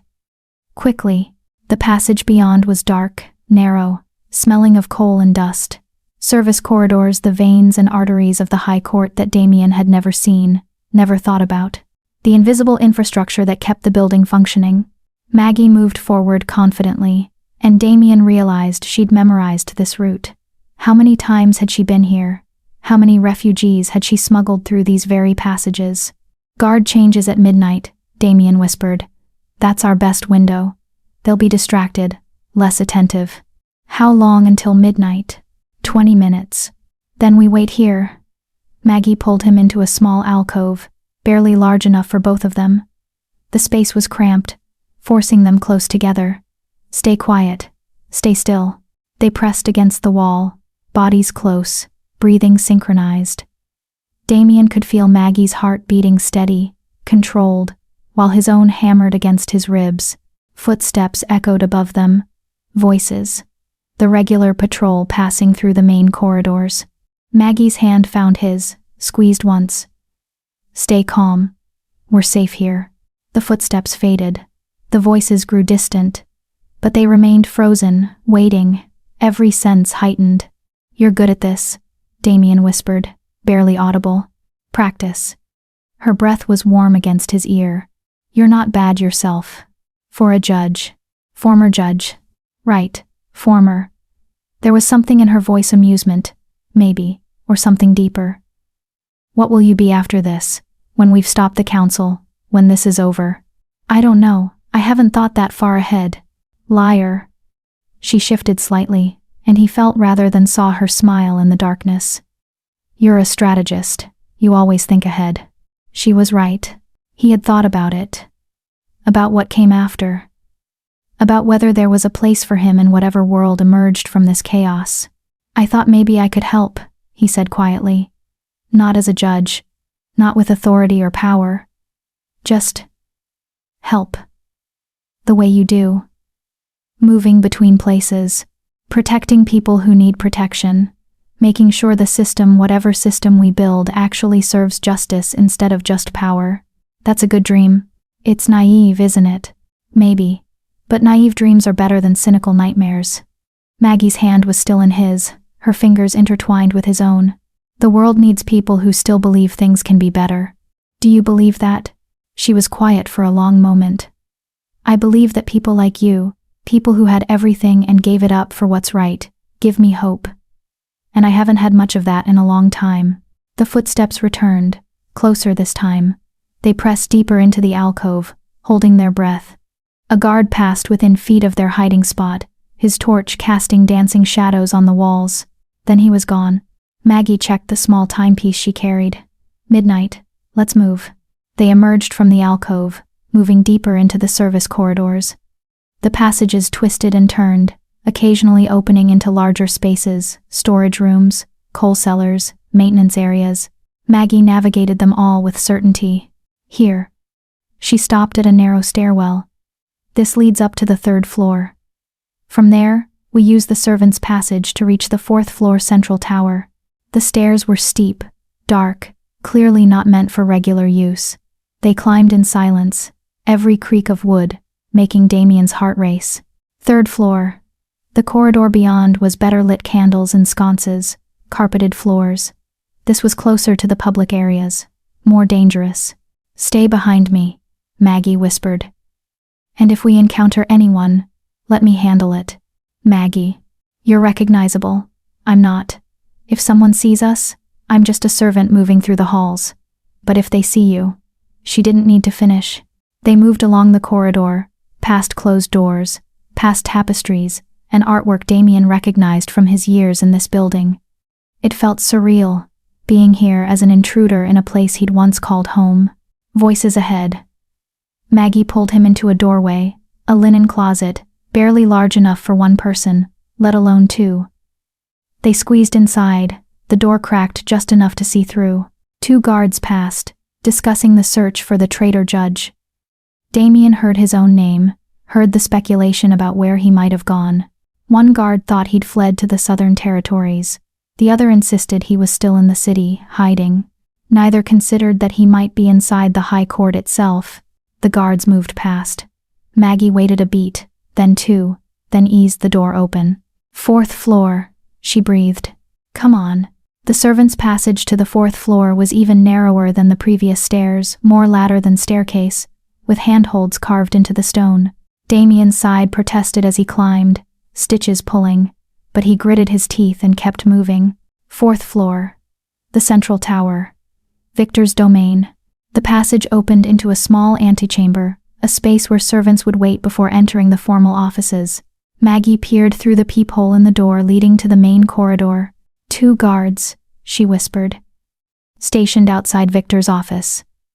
They're alert, armed, and positioned perfectly to see anyone approaching. "Is there another way in?" "Not that I know of." Maggie turned to him. "You know this area better than I do. Is there any other entrance to Victor's office? Windows? Connecting rooms?" Damien closed his eyes, visualizing the layout. Victor's office occupied the corner of the tower, with windows facing both east and south. The walls were solid stone, no connecting passages. The only entrance was the main door, which meant going past those guards. Unless... "The windows," he said. "Victor's office has windows, large ones, for light. We're 4 stories up, I know. But the tower exterior has decorative stonework. Ledges, carved columns. It might be possible to climb from one window to another." Maggie stared at him. "You want to climb the outside of the high court? 4 stories up? At night, with a half-healed wound in your side. Do you have a better idea?" She didn't. That was answer enough. They backtracked to a window in the servants' corridor, a narrow opening that overlooked the courtyard below. Maggie tested the stonework, finding handholds, evaluating the route. "It's possible," she said finally. "Barely. But Damien, if you fall—" "I won't fall.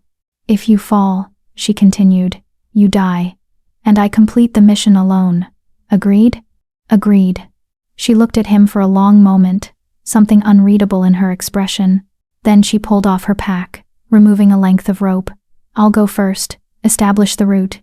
You follow exactly where I place my hands and feet, understand? Maggie, I should go first. I know which window. You go first with that wound, and you'll slip, fall, die. Then I'll have to complete this mission while dealing with the guilt of letting you kill yourself." She tied the rope around her waist. "I go first. You follow. That's the plan." Damien wanted to argue, but she was already moving out the window, finding the first handhold, pulling herself onto the exterior wall with fluid grace. He watched her climb, her movements precise and controlled. She made it look easy, but he could see the difficulty, the narrow ledges, the gaps between handholds, the sheer drop to the courtyard below. She reached the first window, someone's office, dark and empty, gestured for him to follow. Damien climbed out the window and immediately understood why Maggie had been concerned. The handholds were smaller than they'd looked from inside. The stone was slick with evening dew, and his side screamed in protest with every movement.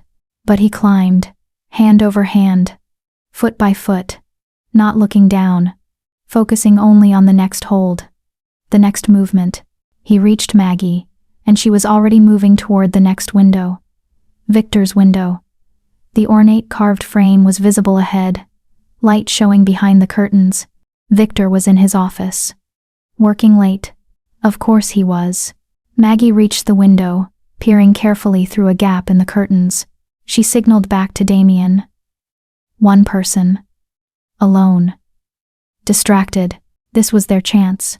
She produced a small glass cutter from her pack, another tool Damien hadn't known she carried. Working carefully, she cut a small opening in the window pane, just large enough to reach through and unlatch the lock. The window swung open silently. Maggie slipped inside like smoke. Damien followed, less graceful, his boots making a soft sound on the wooden floor. Victor looked up from his desk. For a moment, time froze. Mentor and student, betrayer and betrayed, staring at each other across the space of Victor's office, the office where Damien had spent countless hours discussing law, justice, the proper way to serve the kingdom. "Hello, Damien," Victor said calmly. "I've been expecting you." Maggie moved, her knife appearing in her hand, but Victor was faster. He pressed something beneath his desk, an alarm, Damien realized with sinking dread.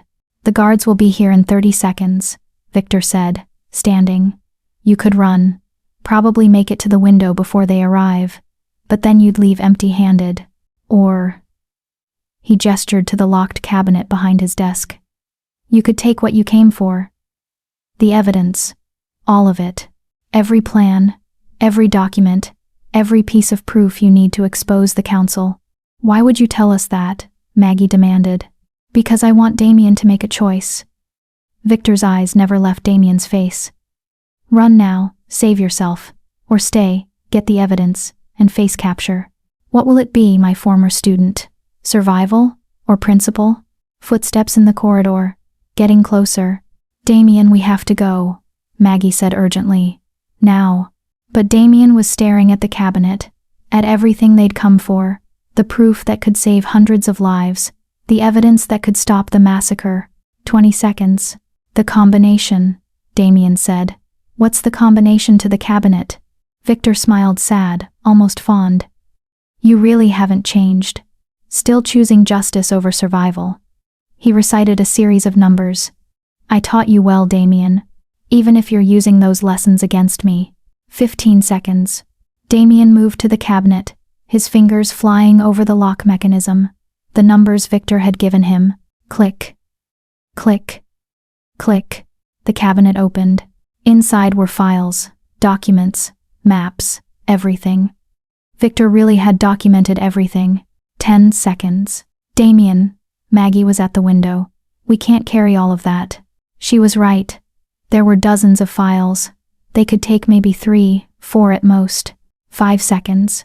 Damien's hands moved on instinct, grabbing the most important-looking documents, the massacre plans, the assassination confession. The door burst open. Guards poured in, weapons drawn.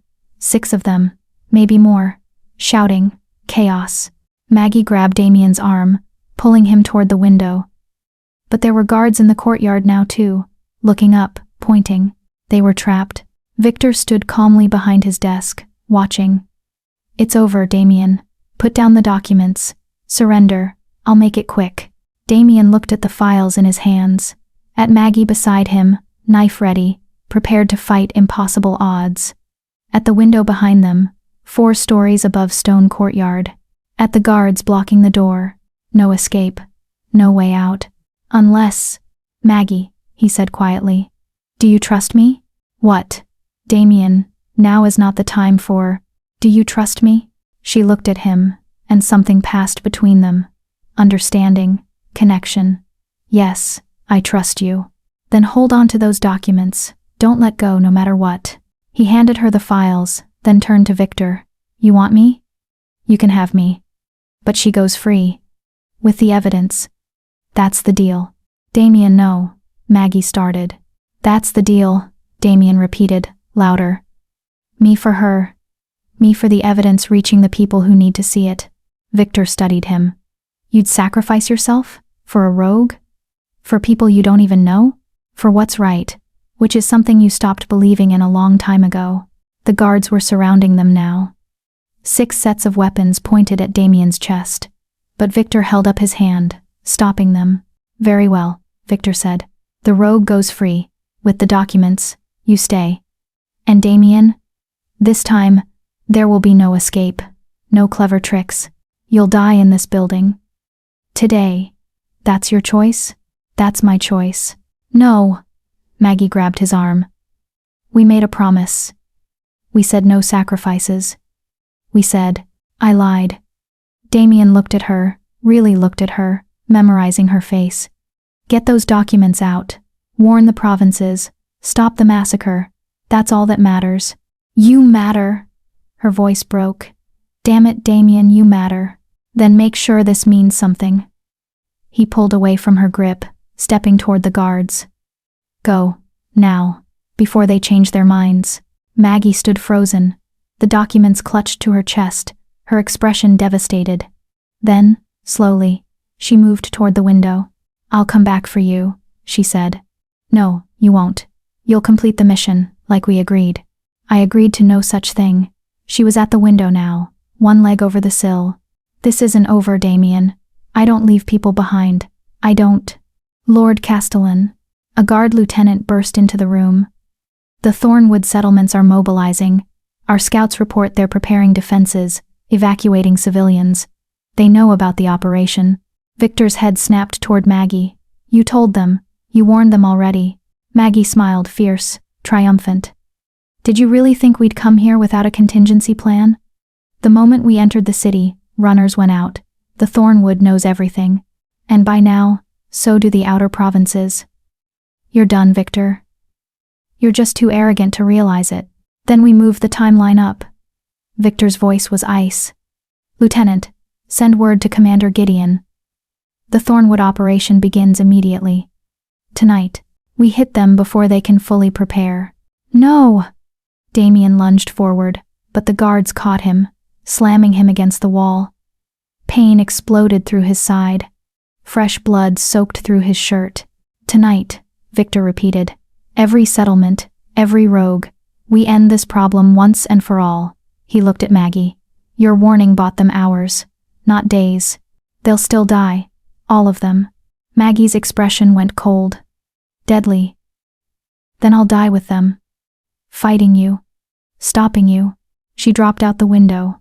Damien heard her hit the courtyard, a controlled roll, the kind he'd seen her do a dozen times.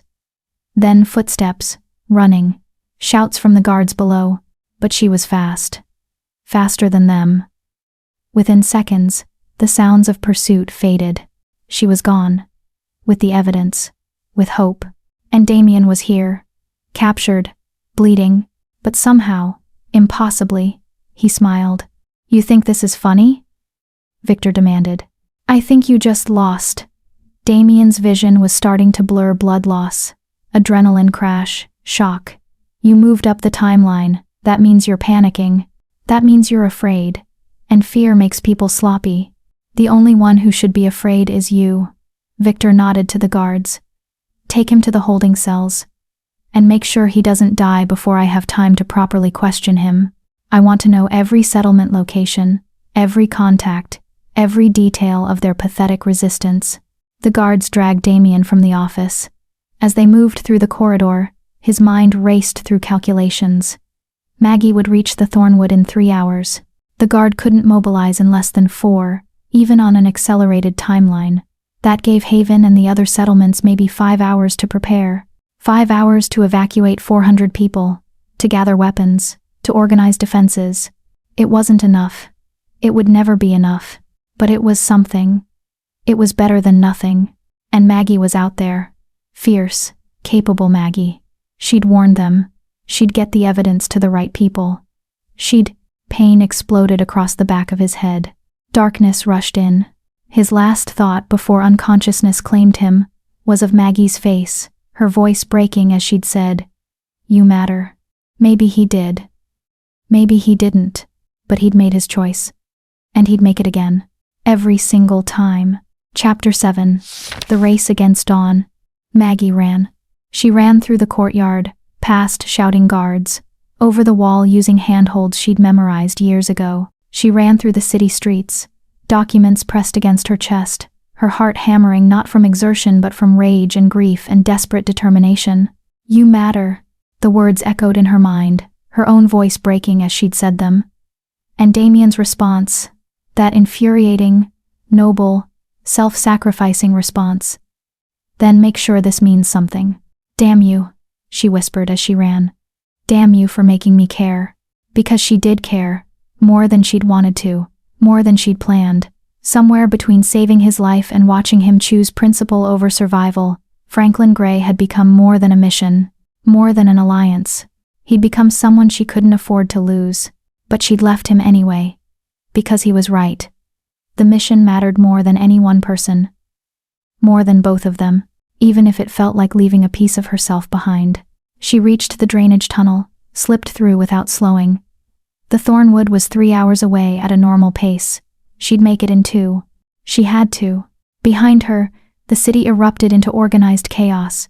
She heard the bells, the alarm bells that meant full guard mobilization, heard the shouting, the march of boots, the clatter of weapons being distributed.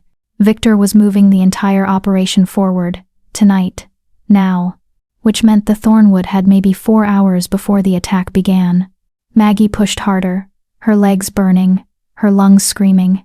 She'd run impossible distances before, had pushed her body beyond reasonable limits more times than she could count. But this felt different. This felt like running toward the end of everything.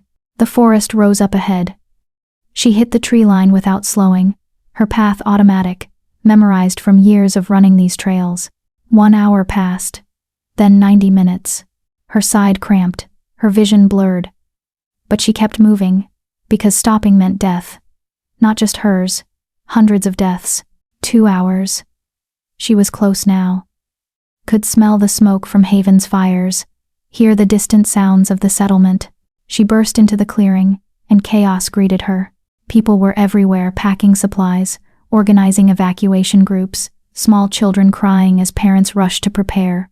Elder Maria stood at the center, directing the chaos with practiced authority. "Maggie!" Maria's expression shifted from relief to alarm. "Where's the judge? Where's Damien?" "Captured." The word tasted like ash. "Victor caught us. Damien surrendered himself so I could escape with these." She thrust the documents at Maria. "Everything. The assassination plans, the massacre orders, all of it." Maria took the documents, her hands shaking slightly. "And the guards?" "Coming tonight." Victor moved up the timeline. "You have 4 hours. Maybe less." The clearing went silent. 400 people processing the reality that they had hours, not days, before the Royal Guard descended on them with orders to kill everyone. We can't evacuate everyone in 4 hours, Lena said, appearing from one of the meeting halls. Not the elderly, not the children, not with any semblance of order. Then, we don't evacuate. Remy stepped forward, weapons already strapped to his back. We fight. Against the entire royal guard? Rowan shook his head. We'd be slaughtered. We'll be slaughtered either way. Remy's voice rose. At least if we fight, we die on our feet, protecting our families. Not running like animals. There's another option. Maggie's voice cut through the argument. She looked at Elder Maria. The documents. We can get them to the outer provinces, to lords who still serve actual law. If they see proof of the king's assassination, proof of the planned genocide, that takes days, Maria interrupted. We need help now, tonight. Then we create time. Maggie's mind was racing, strategy forming even as she spoke. We don't evacuate. We don't make a stand. We disappear. Explain, Maria commanded. The guard is expecting a fight or a panicked evacuation. They're expecting us to be here, in the settlements, easy targets. Maggie moved to the map hanging in the meeting hall. But what if we're not here? What if we scatter into the deep thornwood small groups, moving separately, leaving no trail? The forest is massive. The guard could search for months and never find everyone. We'd be abandoning our homes, Lena said quietly. Homes can be rebuilt. People can't. Maggie looked around at the assembled faces. We scatter tonight. Take only essential supplies. Move in groups of 10, no more. Each group takes a different direction, different depth into the forest. We have hidden caches, supply points. We use those, and we survive long enough for the documents to reach people who can actually stop this. And what about the guards when they arrive and find empty settlements? Remy asked. You think they'll just leave?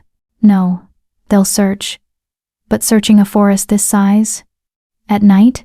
With no trails to follow? Maggie shook her head. It'll take them days, maybe weeks. And every day they waste searching is another day for the evidence to reach the provinces. Another day for the truth to spread.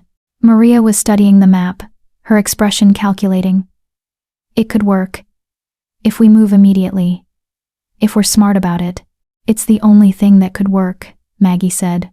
A stand-up fight kills everyone. A panicked evacuation leaves trails they can follow. But a planned dispersal? Groups moving in different directions, covering tracks, using the forest itself as protection? She met Maria's eyes. It gives us a chance. Then we start now. Maria raised her voice.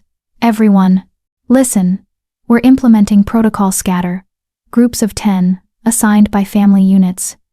You have 30 minutes to gather essential supplies only. Food, water, medical supplies, weapons if you have them. Everything else stays. We move into the deep forest, and we don't stop until dawn.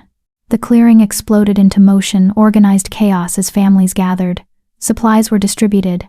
Groups formed under the direction of settlement leaders. Maggie found herself surrounded by children, Maya and her siblings, along with half a dozen others who'd been playing near the meeting hall. Are the bad people coming? Maya asked, her voice small. Yes. Maggie knelt down, meeting the girl at eye level. No point in lying. But we're going to keep you safe. You're going to go on an adventure into the forest with your mama and some other families. And I promise that you'll be okay. What about you? Maya's eyes were too knowing for a 10-year-old. Will you be okay? Maggie forced a smile. I'm always okay. That's a lie. Maya hugged her suddenly, fierce and tight. But it's a nice lie. So thank you. The girl ran off to find her mother, leaving Maggie kneeling in the dirt, her throat tight with emotions she couldn't name. She's right, you know. Elder Maria appeared beside her. It is a lie. You're planning something that doesn't involve scattering into the forest with the rest of us. I'm going back, Maggie said simply, to Valdris, to the High Court, for the judge, for Damien. Yes, that's suicide. Victor has him. The entire guard is mobilized. You'll never reach him, let alone free him. Maybe not. Maggie stood, checking her weapons. But I have to try. Why? Maria's voice was genuinely curious. Why risk everything, risk yourself for one man? The mission is complete. The evidence is secure. The settlements are scattering. Your part is done. Because he didn't leave me. Maggie's voice was rough. When we were in that office, when we were surrounded, he could have run. Could have saved himself. But he chose to stay. To let himself be captured so I could escape. So the mission could succeed. And now you're going to throw away his sacrifice by getting yourself killed trying to rescue him. I'm going to honor his sacrifice by making sure it wasn't permanent. Maggie turned to face Maria fully. He matters. Not just to the mission. Not just as a symbol or a useful ally. He matters. As a person. As someone who chose justice over survival. Who gave up everything for people he'd never met. I can't just leave him to die. Maria was quiet for a long moment. Then she reached into her robe, pulling out a small leather pouch. Thorn root powder causes temporary paralysis. One pinch in someone's drink, and they're unconscious in minutes but appear dead to casual observation. Pulse slows to almost nothing. Breathing becomes imperceptible. Lasts about 4 hours. Maggie took the pouch, confused. Why are you giving me this? Because if you're going to do something incredibly stupid, you might as well have the tools to do it successfully. Maria's expression softened. And because I've seen the way you look at him. The way he looks at you. Whatever this is between you two, it's not just alliance. It's not just strategy. And love, even inconvenient, impossible love, is worth fighting for. I don't, Maggie started. Yes, you do. You just haven't admitted it yet. Maria squeezed her shoulder. Go. Save your judge. But Maggie, come back alive. That's an order. Yes, Elder. Maggie gathered supplies quickly, weapons, rope, the thorn root powder, what little remained of her energy reserves. She was exhausted, running on fumes and determination. But she'd been exhausted before, had pushed through worse. Remy found her as she was preparing to leave. You're going after him? Yes. I'll come with you. No, Maggie checked her knife. The settlements need you. The evacuation needs experienced fighters to lead the groups, protect the vulnerable. I work better alone anyway. Maggie. Remy's voice stopped her. 3 years ago, when Sarah died, when my daughter was killed, you told me that grief didn't have to mean giving up, that I could channel that pain into protecting others, into making sure no one else lost what I'd lost. I remember. You gave me a purpose when I had none, gave me a reason to keep fighting. He pressed something into her hand, a small carved wolf, worn smooth from years of handling. That was Sarah's. She carried it everywhere. Said it made her brave. Take it, let it make you brave too. Maggie's fingers closed around the carving, her vision blurring. Thank you. Bring him back. And bring yourself back too. We need people like you. People who still believe in saving one person when the whole world is burning. She embraced him briefly, then turned and ran. Into the forest, toward the city, toward danger and probable death, toward Damien. Meanwhile, in the depths of the High Court's holding cells, Damien regained consciousness to the smell of blood and stone and despair. His head pounded, his side burned. And when he tried to move, chains rattled, heavy iron shackles binding his wrists to the wall behind him. The cell was small, dark, carved from stone deep beneath the court. No windows, no light except the torch burning in the corridor outside, and no way out except through the locked door. He'd been in these cells before, had sentenced people to them, had walked past them countless times without really thinking about the humans inside, about what it meant to be caged, helpless, waiting for judgment. The irony wasn't lost on him.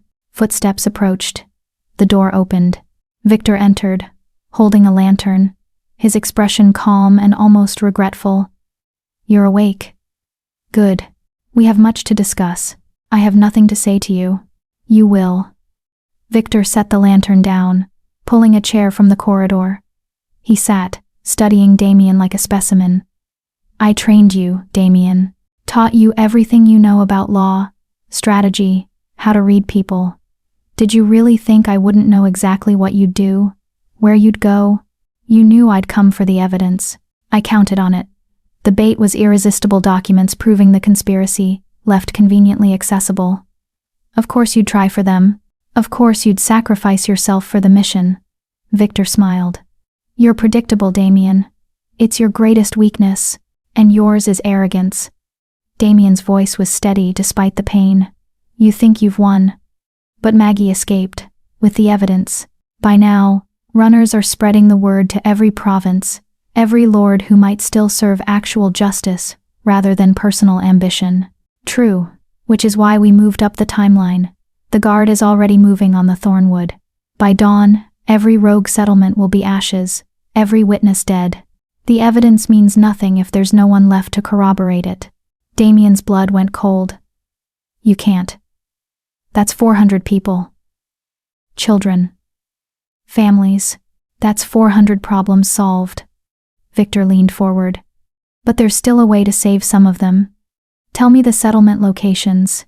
The hidden evacuation routes, the places they'd run if attacked. Give me that information, and I'll order the guard to take prisoners instead of kill on sight. Some will die, of course. But some will live. That's better than none. You're lying. Perhaps, but you'll never know unless you tell me. Victor's expression remained calm. Think about it, Damien. You could save lives, hundreds of lives. All you have to do is betray people who were never truly yours anyway. Rogues, criminals, people who rejected everything we stand for. Everything you stand for, Damien corrected. They rejected tyranny. Corruption, a system that murders its own king to maintain power. I'd reject that too. In fact, I already did.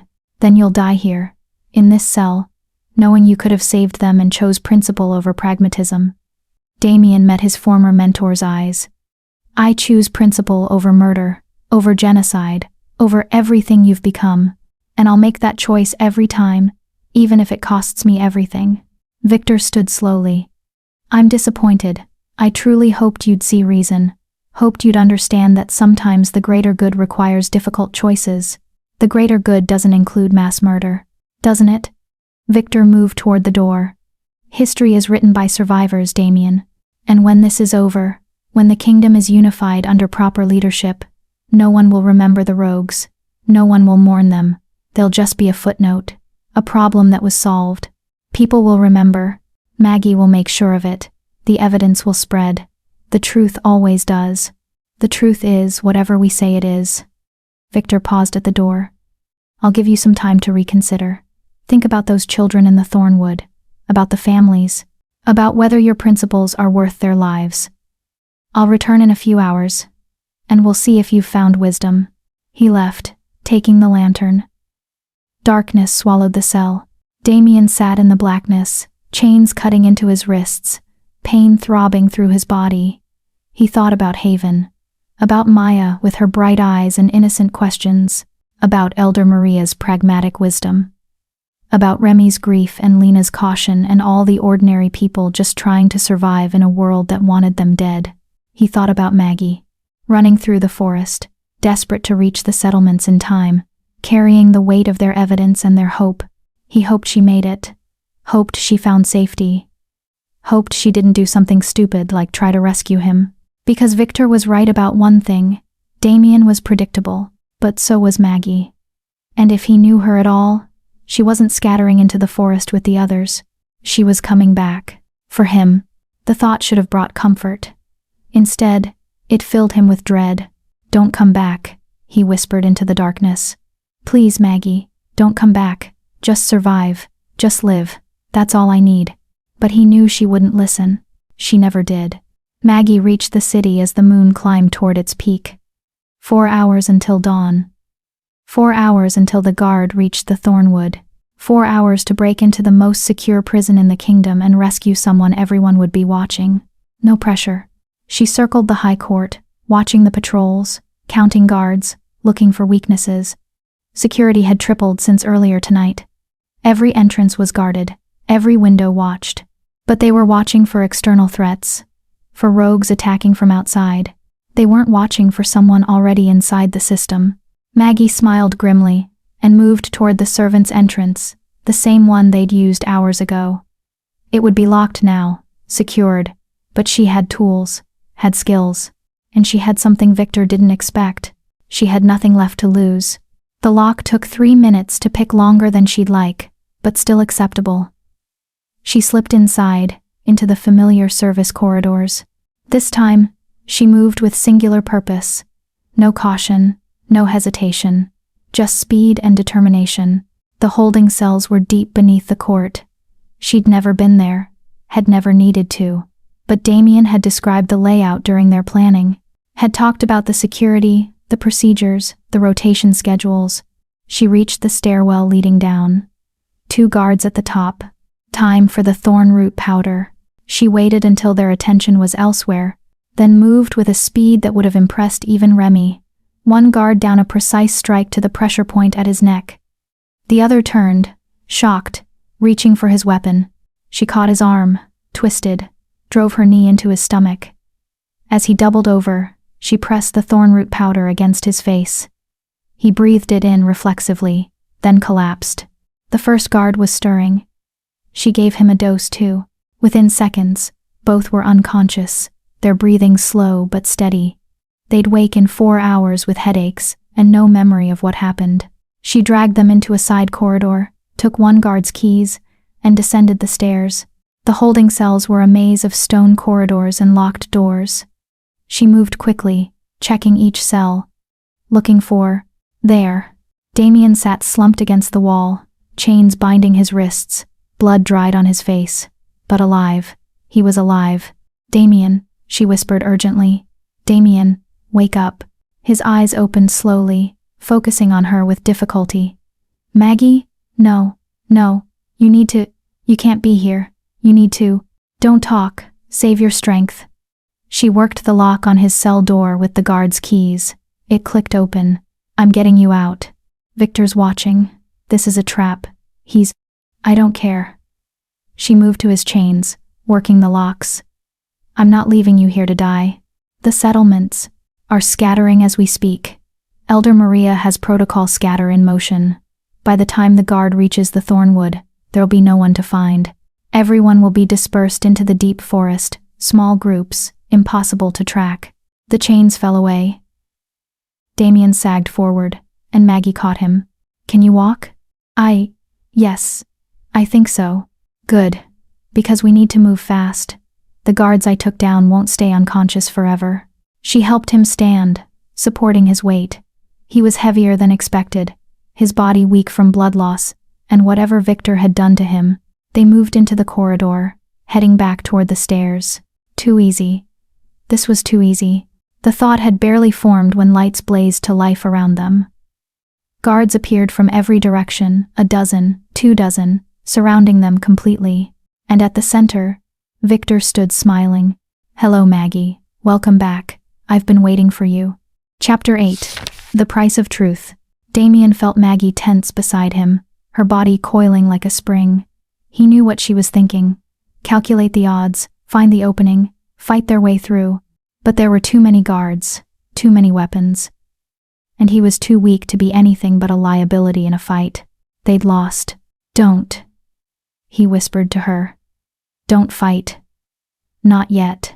Wise advice, Victor said, stepping forward. Though I'm surprised you're giving it. I thought you'd learned by now that Maggie doesn't take orders well. It's one of her more charming qualities. You knew I'd come back, Maggie said flatly. Of course. You're predictable too, in your own way. Victor gestured, and 2 guards moved forward to restrain them. Damien sacrificed himself for you. How could you not return the favor? It's almost romantic, almost tragic, definitely foolish. The guards chained them both not to the walls this time, but to each other, wrist to wrist, close enough that they couldn't move independently. A deliberate choice. Victor wanted them to feel their shared helplessness. The guard reached the thornwood an hour ago, Victor continued conversationally. They found nothing. Empty settlements, cold fires, not a single soul. His expression darkened. Your protocol scatter. Clever. Inconvenient.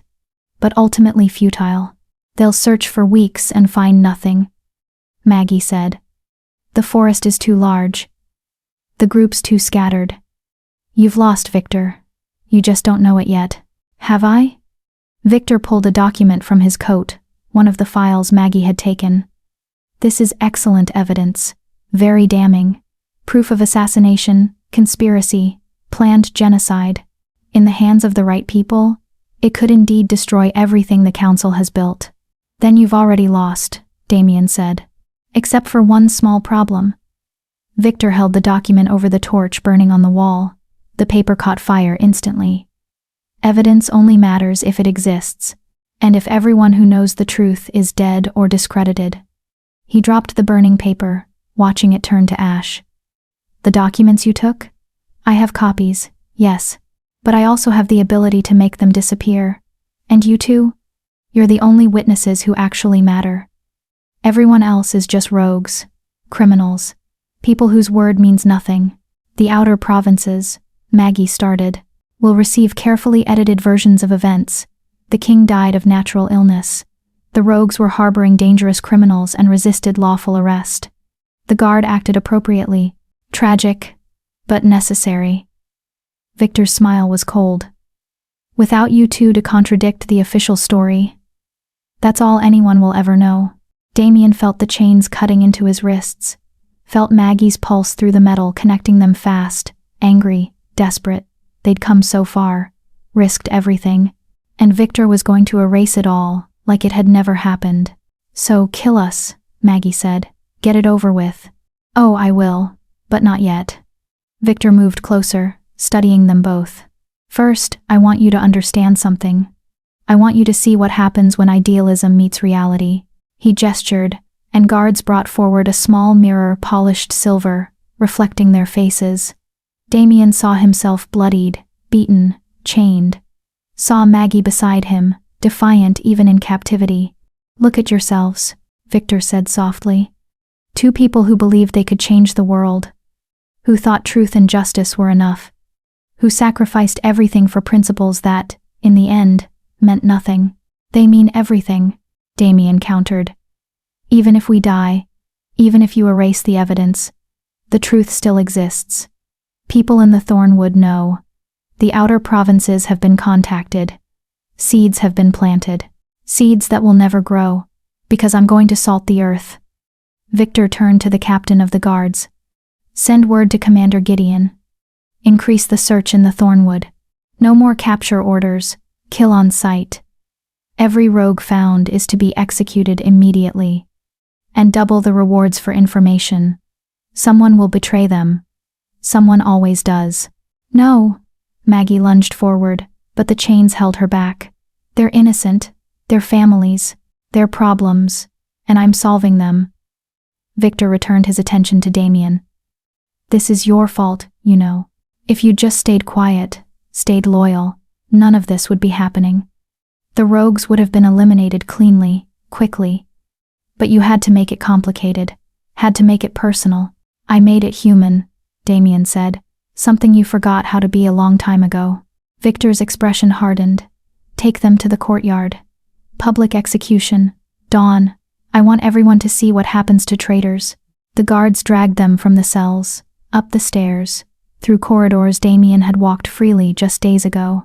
Everything looked different now. The marble floors he'd admired were stained with blood from previous prisoners. The tapestries he'd thought beautiful were covering cracked, decaying walls.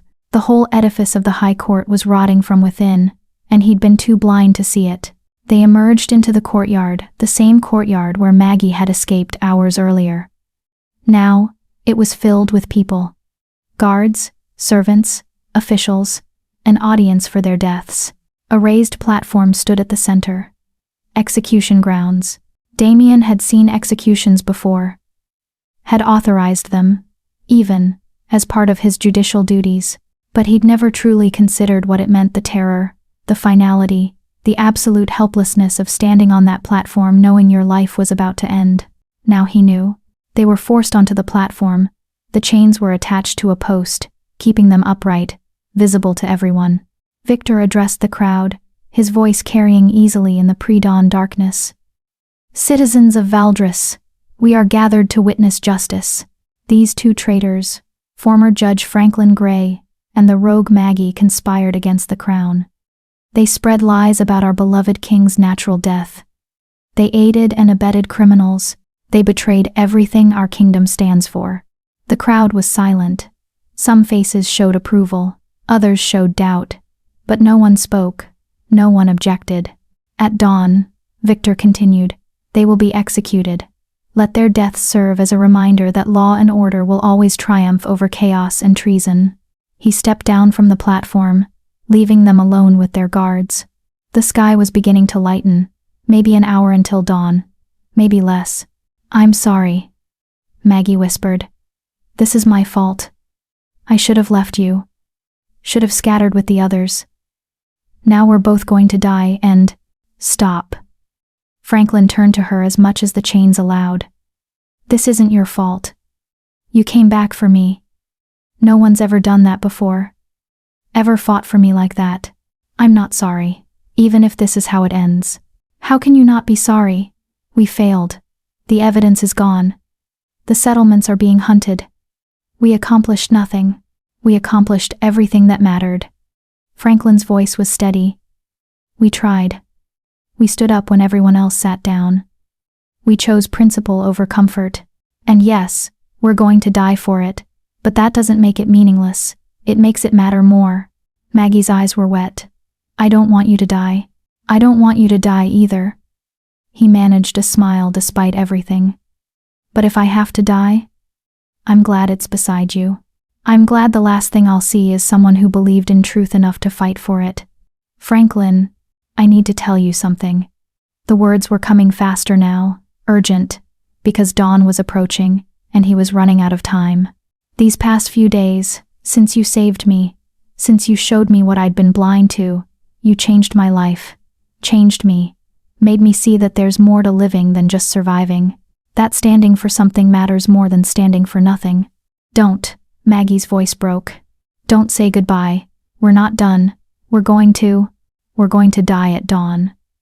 Franklin's voice was gentle but firm. And I need you to know that I don't regret it. Any of it. Not the running, not the fighting, not the sacrifice. Because it meant I got to know you, got to fight beside you. And that's worth more than a lifetime of comfortable lies. Tears were streaming down Maggie's face now. You're an idiot. A noble, principled, infuriating idiot. I know. And she stopped, the words catching in her throat. I care about you, more than I should, more than I wanted to. You matter, Franklin, not just to the mission, not just as some symbol. You matter to me. The sun was cresting the horizon now, golden light spilling across the courtyard. Victor returned to the platform, 2 executioners flanking him. It's time. The executioners moved forward, positioning themselves. One behind Franklin. One behind Maggie. This was it. The end. Franklin looked at Maggie one last time, memorizing her face. The fierce gold eyes, the defiant set of her jaw, the tears she was trying so hard to hide. Close your eyes, he said softly. Don't give them the satisfaction of seeing you afraid. I'm not afraid. But she closed her eyes anyway. So did Franklin. He waited for the blade, waited for the end. Instead, he heard shouting. His eyes snapped open. The courtyard was erupting into chaos. Guards were collapsing, arrows protruding from their armor. More guards were rushing toward the walls, where figures were dropping down, dozens of them, armed, organized. Rogues. From the thornwood. They weren't scattered. They were attacking. What? Victor started. But then someone was on the platform, Remy, his face grim, his blade cutting through the chains holding Franklin and Maggie. Thought you could use some help, Remy said, pressing weapons into their hands. How? Maggie demanded. You were supposed to be evacuating. We were. Until Elder Maria received a message from the outer provinces. Seems your evidence reached them after all. Lord Brennan of the Eastern Territory is mobilizing his forces. He's demanding investigations, arrests, full accounting of the king's death. Remy grinned fiercely. Victor's conspiracy is falling apart. But Maria figured you two would do something stupid, so she sent us to make sure you survived your heroism. More rogues were flooding the courtyard now, not attacking indiscriminately, striking with precision, targeting Victor's loyalists, avoiding civilians. Victor himself was retreating, shouting orders that no one was following. His careful control was disintegrating in real time. "We need to get out of here," Maggie said, pulling Franklin toward the edge of the platform. But Franklin resisted. "No, not yet. Franklin, we need to. Not until we finish this."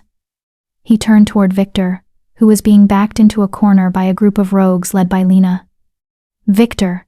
The courtyard fell quiet. Everyone stopped, watching. "It's over," Franklin said, his voice carrying across the space. "Your conspiracy has been exposed. The outer provinces know the truth. The rogues know. The city knows. You can't silence everyone. You can't erase what you've done." "The Guard," Victor started. "The Guard serves the kingdom, not you. And Commander Gideon has been arrested by Lord Brennan's forces. They seized him an hour ago, along with the council members who participated in the king's assassination." Remy stepped forward, holding a document with official seals. "This is a warrant for your arrest. Lord Victor Castellan. Charges include regicide, conspiracy to commit genocide, and treason against the crown." Victor stared at the warrant, his face going pale. "This is impossible. I planned for everything. Every contingency. You planned for silence," Franklin interrupted. "For fear, for people being too scared or too apathetic to fight back. But you didn't plan for this." He gestured around the courtyard at the rogues, standing alongside city guards who'd defected, at the civilians who'd stayed to witness the execution, now cheering for their would-be victims. "You didn't plan for people caring enough to risk everything, for truth mattering more than fear. We had justice on our side," Victor said desperately. "Order. Law. The rogues are criminals. We are people." Maggie's voice cut through his protests. "We are families. We are citizens of this kingdom who chose to live differently, and that shouldn't be a death sentence. The fact that you tried to make it one? That's the real crime." Guards loyal to the actual law, rather than Victor's corruption, moved forward, placing manacles on Victor's wrists. He didn't resist, just stared at Franklin with something that might have been disappointment, or might have been grudging respect. "You were always too idealistic," Victor said quietly. "I tried to teach you that the world doesn't work on principles. But you never learned." "No," Franklin agreed. "I learned something better. I learned that principles are the only thing that make the world worth saving." They took Victor away. The crowd dispersed slowly, processing what they'd witnessed. A conspiracy exposed. A genocide prevented. Justice, real justice, actually prevailing. It felt surreal. Franklin swayed on his feet, exhaustion and blood loss finally catching up. Maggie caught him, supporting his weight. "Okay, now we can go," she said, a hint of her usual sarcasm returning. "Good, because I think I'm about to pass out." "Don't you dare. Not after that dramatic speech. You need to stay conscious long enough to see that it actually mattered." "Did it matter?" Maggie looked around the courtyard at the rogues being treated by city healers, at guards removing their weapons in solidarity, at civilians offering water and food to the people they'd been taught to fear. "Yeah," she said softly. "I think it did." Elder Maria appeared, flanked by Rowan and Lena. "The settlements are being recalled. Everyone's coming back. And Lord Brennan has guaranteed protection, full citizenship status for every rogue willing to register with the new government." "New government?" Franklin asked. "The council is dissolved. The provincial lords are forming a coalition to govern until proper elections can be held. It's messy. It's complicated. But it's legitimate." Maria smiled, rare, genuine. "You did it. Both of you. You actually did it." "We had help," Maggie said. "So did everyone who ever changed anything important." Maria looked at Franklin.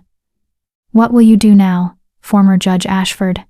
"The new coalition is looking for people with legal expertise, people who actually understand justice. You could have a position, authority, power again." Franklin was quiet for a moment, considering. Then he looked at Maggie. "What are you going to do? Go back to the Thornwood? Help rebuild? Maybe actually stay in one place for more than a week?" She met his eyes. "Why?" "Because I think I'm done with authority and power. I think I'd rather help people directly." Make sure the new system doesn't become as corrupt as the old one. And I think," he took her hand, "I think I'd like to do that with you. If you'll have me." Maggie stared at him. "You want to live in the Thornwood? You? The man who spent 17 years in marble halls? I spent 17 years being comfortable and wrong. I'd rather spend however long I have left, being uncomfortable and right." He squeezed her hand. "Besides, you still owe me a tour of the deep forest. You promised." "I never promised that." "You implied it." "I did no such thing." "Are you two going to argue or kiss?" Remy called out. "Because we're taking bets and I need to know which one to put my money on."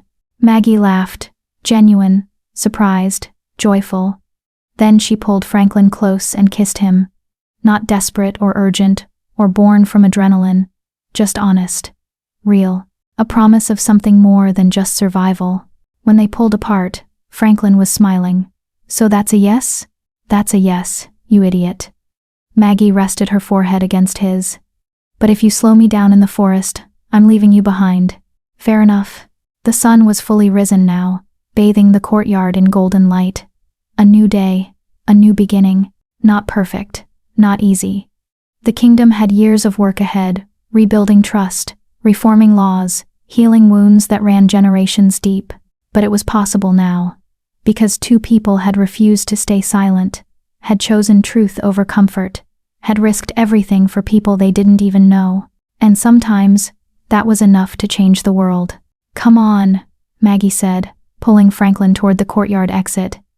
"Let's go home." "To the Thornwood?" "To the Thornwood." Franklin followed her, limping but determined. Behind them, the High Court stood against the morning sky, no longer a symbol of absolute power, but just a building. Stone and mortar and the ghosts of past mistakes. Ahead, the Thornwood waited. Not perfect, not easy, but honest, real. A place where people chose their own paths and looked after each other. A place worth fighting for. A place worth calling home. 3 months later, a messenger arrived at Haven, carrying a sealed document. Elder Maria read it, smiled, and called for Franklin and Maggie. "The new coalition has officially recognized the Thornwood settlements as autonomous communities under kingdom protection," she announced. "Full citizenship for all residents. Freedom to govern ourselves according to our own laws, as long as they don't conflict with kingdom law. And this." She handed another document to Franklin. "This is a request. The coalition wants to establish a new court system, one that actually serves justice. They're asking you to help design it." Franklin looked at the document, then at Maggie. "What do you think?" "I think you'd be good at it. As long as you remember what you learned. As long as you never forget what it felt like to be on the other side of the system." "I won't forget." He took her hand. "How could I? You won't let me." "Damn right I won't." Elder Maria cleared her throat. "There's one more thing. The coalition has officially pardoned all rogues. Clean records. Fresh starts. Maggie, that means you're free. You can go anywhere, be anyone. No more running, no more hiding." Maggie was quiet for a moment. Then she looked around Haven at the rebuilt homes, at the children playing, at the community that had become her family. "I'm already where I want to be," she said simply. "I'm already who I want to be." "Good," Maria stood. "Then get to work. We have a kingdom to rebuild, and I expect both of you to help." They did. Franklin worked with the coalition, helping design a justice system that prioritized truth over power, rehabilitation over punishment, protecting the vulnerable over protecting the comfortable. He traveled between the Thornwood and the cities, bridging the gap between two worlds that had been enemies for too long. Maggie continued her work helping refugees, moving supplies, connecting communities. But now she had help, now she had partners. And most importantly, she had Franklin, working beside her, learning from her, building something better together. They argued, often, about strategy, about principles, about whether Franklin's idealism or Maggie's pragmatism was the right approach. But they always came back to the same truth. They were better together than apart. Stronger, more complete. And on quiet evenings, when the work was done and the world felt manageable for a moment, they would sit together and remember the desperate run through the city, remember the infiltration, Remember the moment on the execution platform when they'd thought it was over. Remember that they'd chosen each other, and kept choosing each other. Every single day. Do you ever regret it? Maggie asked one evening, sitting beside Franklin on the edge of Haven, watching the sun set through the trees. Giving up your old life? Your position? Your comfortable existence? Every day. Franklin said honestly. Maggie turned to him, startled. He smiled. I regret that I didn't do it sooner, that I spent 17 years blind when I could have spent them actually helping people. But regret this? He gestured to Haven, to the life they'd built. Never, not for a second. Good answer. Maggie leaned against him, her head on his shoulder. Because you're stuck with me now. No take-backs. I wouldn't take it back even if I could, even though I'm stubborn. Especially because you're stubborn. Even though I argue with everything you say. Especially because you argue. It keeps me honest. Even though I dragged you into the most dangerous situation of your life. Especially because you saved me. Franklin turned to face her. You saved me, Maggie. Not just from the guards. From a life that looked successful but was empty. From believing in systems instead of people. She kissed him, cutting off his words. You talk too much. I'm a lawyer. It's what I do. Former judge. Current pain in my ass. Is that your way of saying you love me? Maggie pulled back, looking at him seriously. They hadn't said the words yet. Hadn't needed to, with everything else happening. But now, in this quiet moment, with the world finally at peace. Yes, she said simply. That's my way of saying I love you. You noble, idealistic, infuriating man. I love you too, Franklin replied. You fierce, complicated, impossible woman. We're quite a pair. The worst. The best. They sat together as night fell over the thornwood. Two people who'd lost everything and found something better. Who'd fought impossible odds and won. Who'd chosen truth over comfort and love over fear. The kingdom was healing. Slowly. Imperfectly. But healing. And in a small clearing in the forest, two people who'd started as enemies and become partners, watched the stars appear, and knew whatever challenges came next, they'd face them together. That was enough. That was everything. Epilogue. Voices that don't run alone. 6 months later, the morning sun filtered through the canopy of the thornwood, casting dappled patterns across the ground.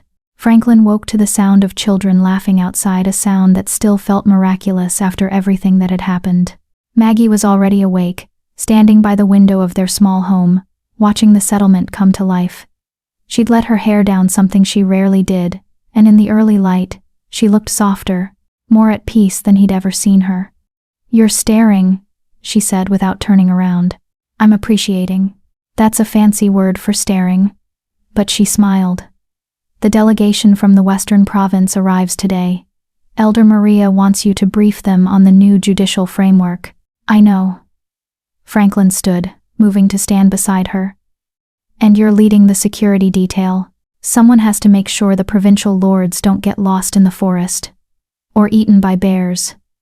Or decide they don't like rogues after all and need a reminder of why that's a bad idea. Always so optimistic.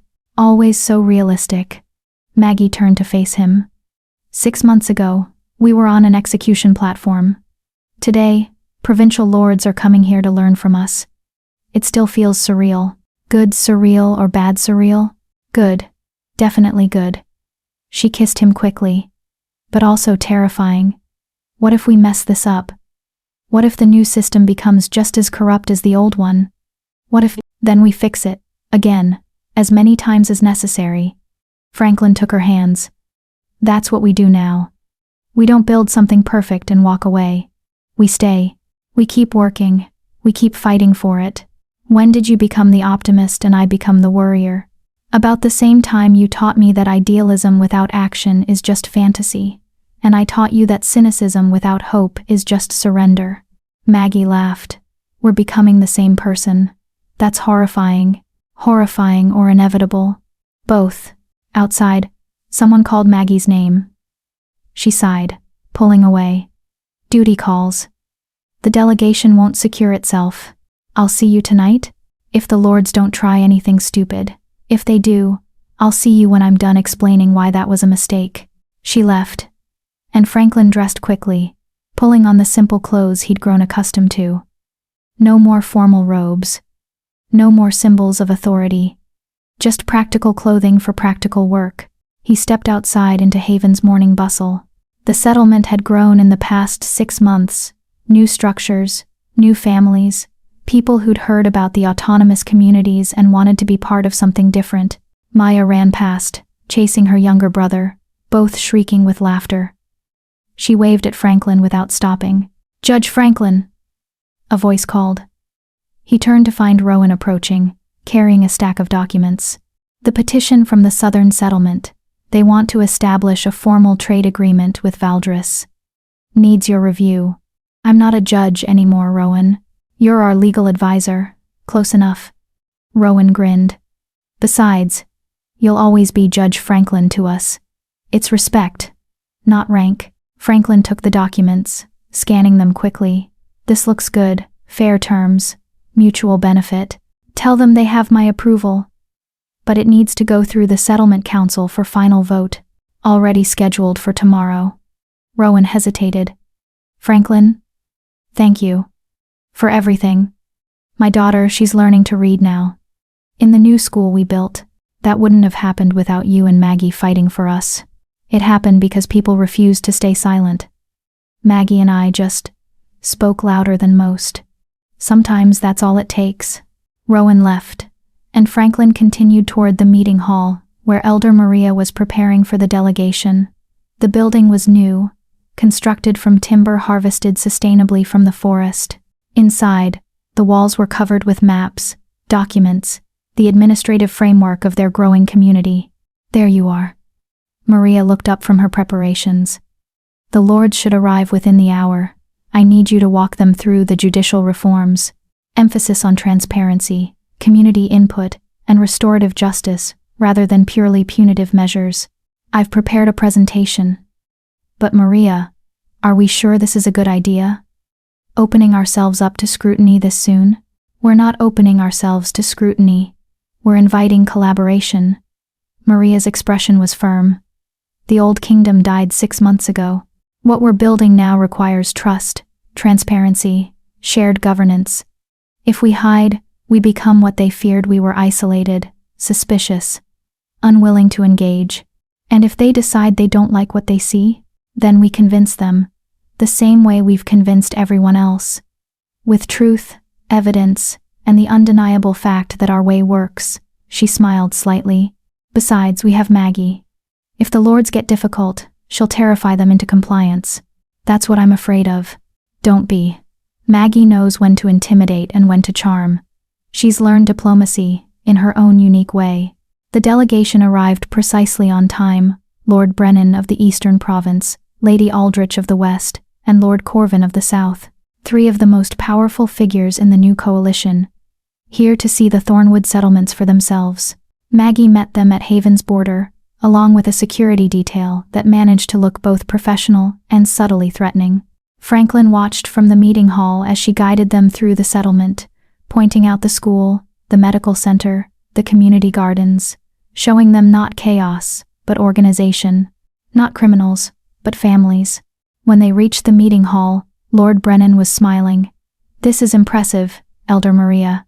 Truly. When the report said you'd established fully functioning autonomous communities, I'll admit I was skeptical, but seeing it in person." "We're not perfect," Maria said. "We have disputes, challenges, growing pains, but we're addressing them through community consensus, transparent processes, and genuine care for every member. No one is disposable here." "A philosophy the old kingdom could have learned from," Lady Aldrich observed. She turned to Franklin. "Judge Ashford, your reputation precedes you. They say you gave up everything to expose the corruption." "I gave up a lie to live in truth," Franklin corrected. "And I'm not a judge anymore." "That's not what I hear.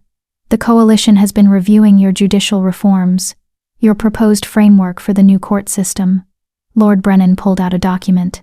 "We're prepared to adopt it, kingdom-wide, with you overseeing the implementation." Franklin stared at the document. his work, his vision for a justice system that actually served justice. Accepted, validated, about to become reality across the entire kingdom. There's a condition, Lord Corvin added. You'd need to return to Valdris. Establish the new high court there. Train the judges, oversee the cases, ensure the system takes root properly.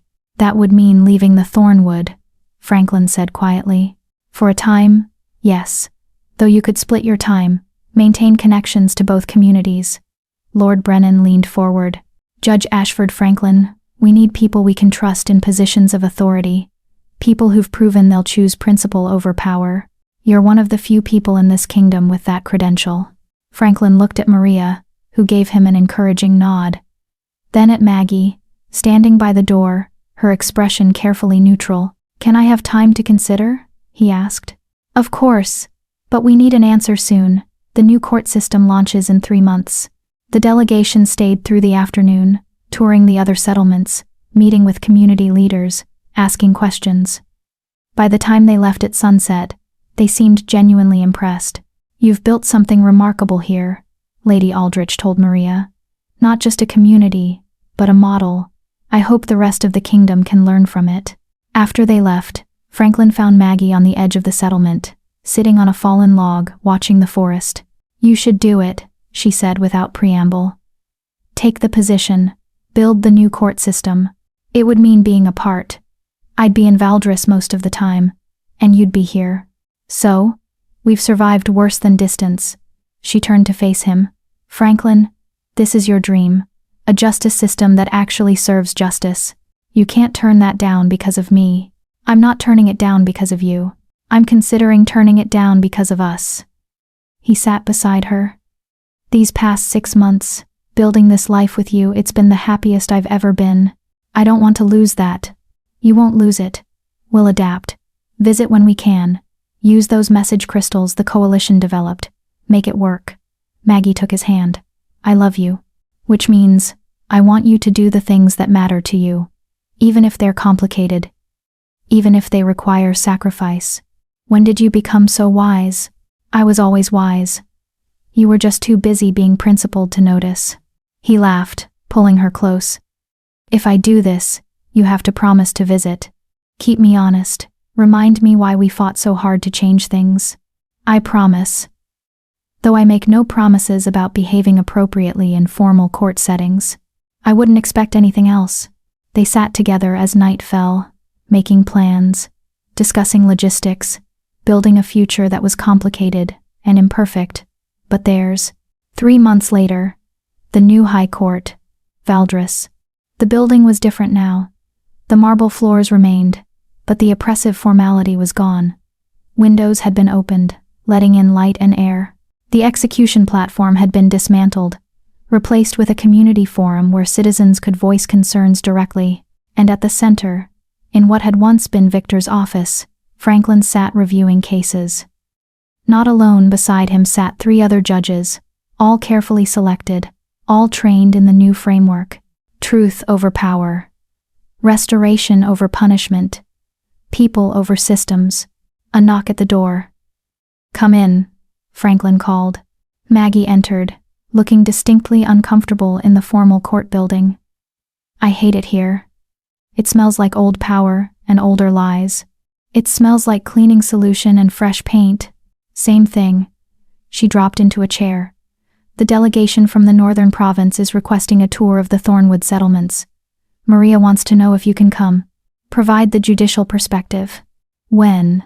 Next week. 3 days. You'd miss the treaty signing ceremony. Franklin considered. The treaty signing was important, but so was maintaining connection to the Thornwood. I'll come. Lord Brennan can handle the ceremony without me. You sure? This is a big event. So is the northern province potentially joining the autonomous community framework. That's bigger. He stood, moving to her. Besides, I miss you. 3 weeks is too long. Agreed. Though watching you be all judge-like is entertaining. You get this stern expression when you're reviewing cases. Very authoritative. Is that attractive? Disturbingly so. I'm ashamed of myself.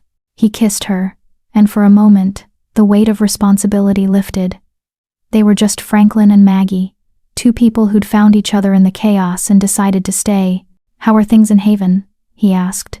"Good. Maya's reading at a 5th level now. Remy's training a new group of security volunteers. Elder Maria is negotiating with the Eastern Province about expanding the trade agreements." Maggie smiled.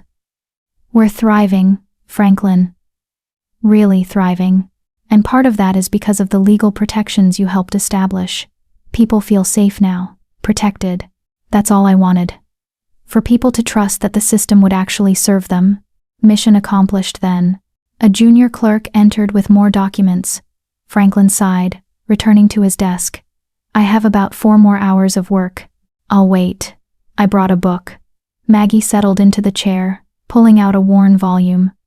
"Take your time." "I'm not going anywhere." And she didn't.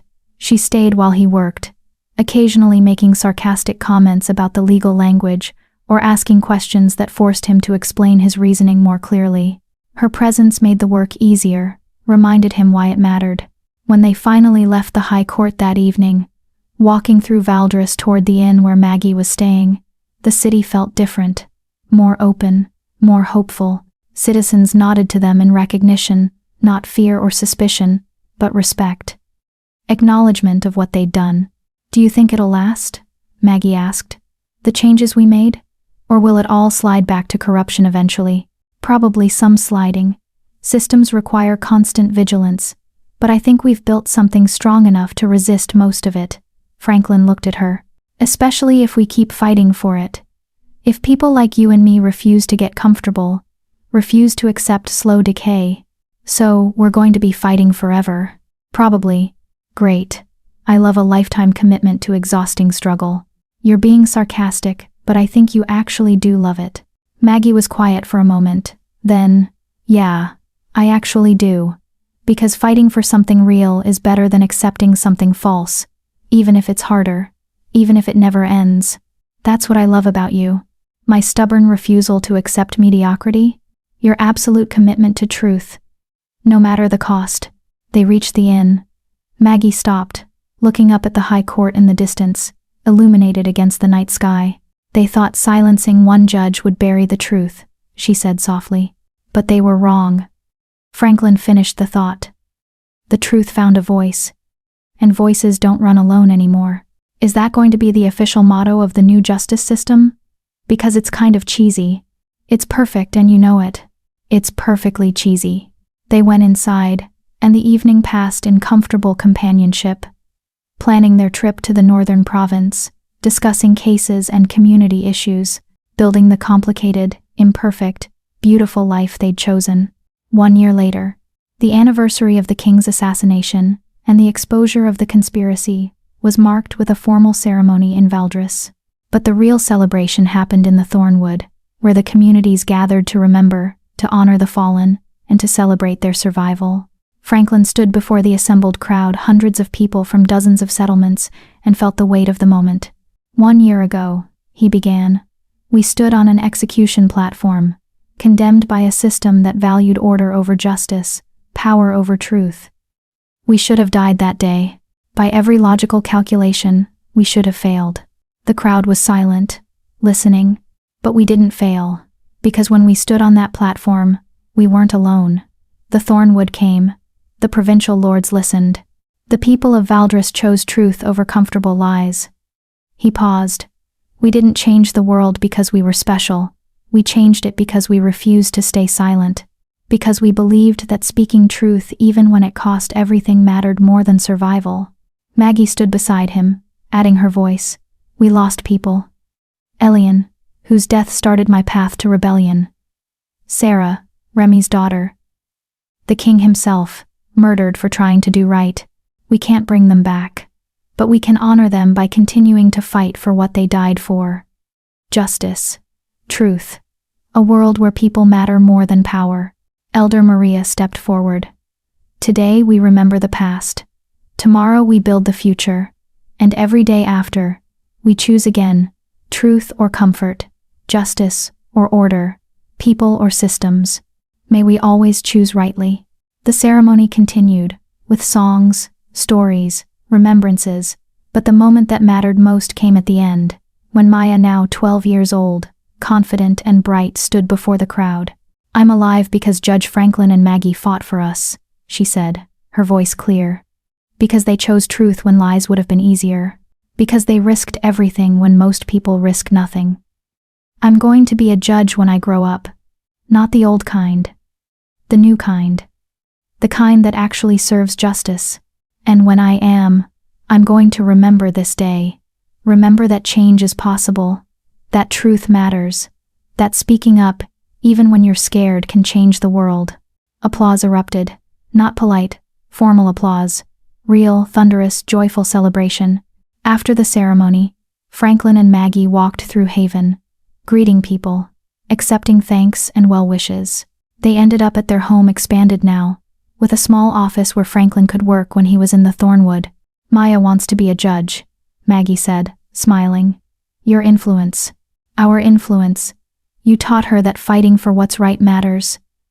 I just showed her one way to do that. Just complete in. She's going to be formidable. She already is." They sat on their small porch, watching the settlement settle into evening routines. A year ago, this hadn't existed, this peace, this community, this hope. "Do you ever think about that moment?" Maggie asked. "On the platform? When we thought it was over?" "Every day. Me too. And you know what I think about most?" "What?" "That we were ready to die for this, for these people, for the truth, and I wouldn't change that. Even knowing now that we survived, even knowing it worked out, I wouldn't change being willing to die for something that mattered." Franklin took her hand. "Neither would I. We're quite a pair. Two people who'd rather die for principle than live in comfort. The best kind of pair. The most exhausting kind of pair. Same thing." Maggie laughed, leaning against him. "I love you, you impossible man. I love you too, you fierce, complicated, perfect woman. I'm not perfect. No. But you're real, and that's better." The sun set over the Thornwood, painting the sky in shades of gold and amber. Somewhere in Valdres, the new High Court was preparing for tomorrow's cases. Somewhere in the provinces, lords were implementing reforms. Somewhere across the kingdom, people were learning that truth mattered, that justice was possible, that voices raised together could change the world. And in a small settlement in the Thornwood, two people who'd lost everything and gained something better sat together, watching the stars appear. They'd fought impossible odds and won. They'd spoken truth to power and survived. They'd chosen each other, and kept choosing each other, every single day. That was the real victory. Not the conspiracy exposed or the system reformed, but the connection forged in fire, tested by trial, and proven unbreakable. They thought silencing one judge would bury the truth. They were wrong. The truth found a voice, and voices that spoke together, that fought together, that loved together. Those voices didn't run alone anymore. Those voices changed everything. Subscribe if stories about ordinary people refusing to stay silent and changing the world because of it are the stories you want to keep hearing. Because Franklin and Maggie proved that one voice speaking truth can start a revolution, but it takes an audience willing to listen to make it last. Drop a comment telling us, what would you risk everything for? Your answer might inspire someone else to find their courage.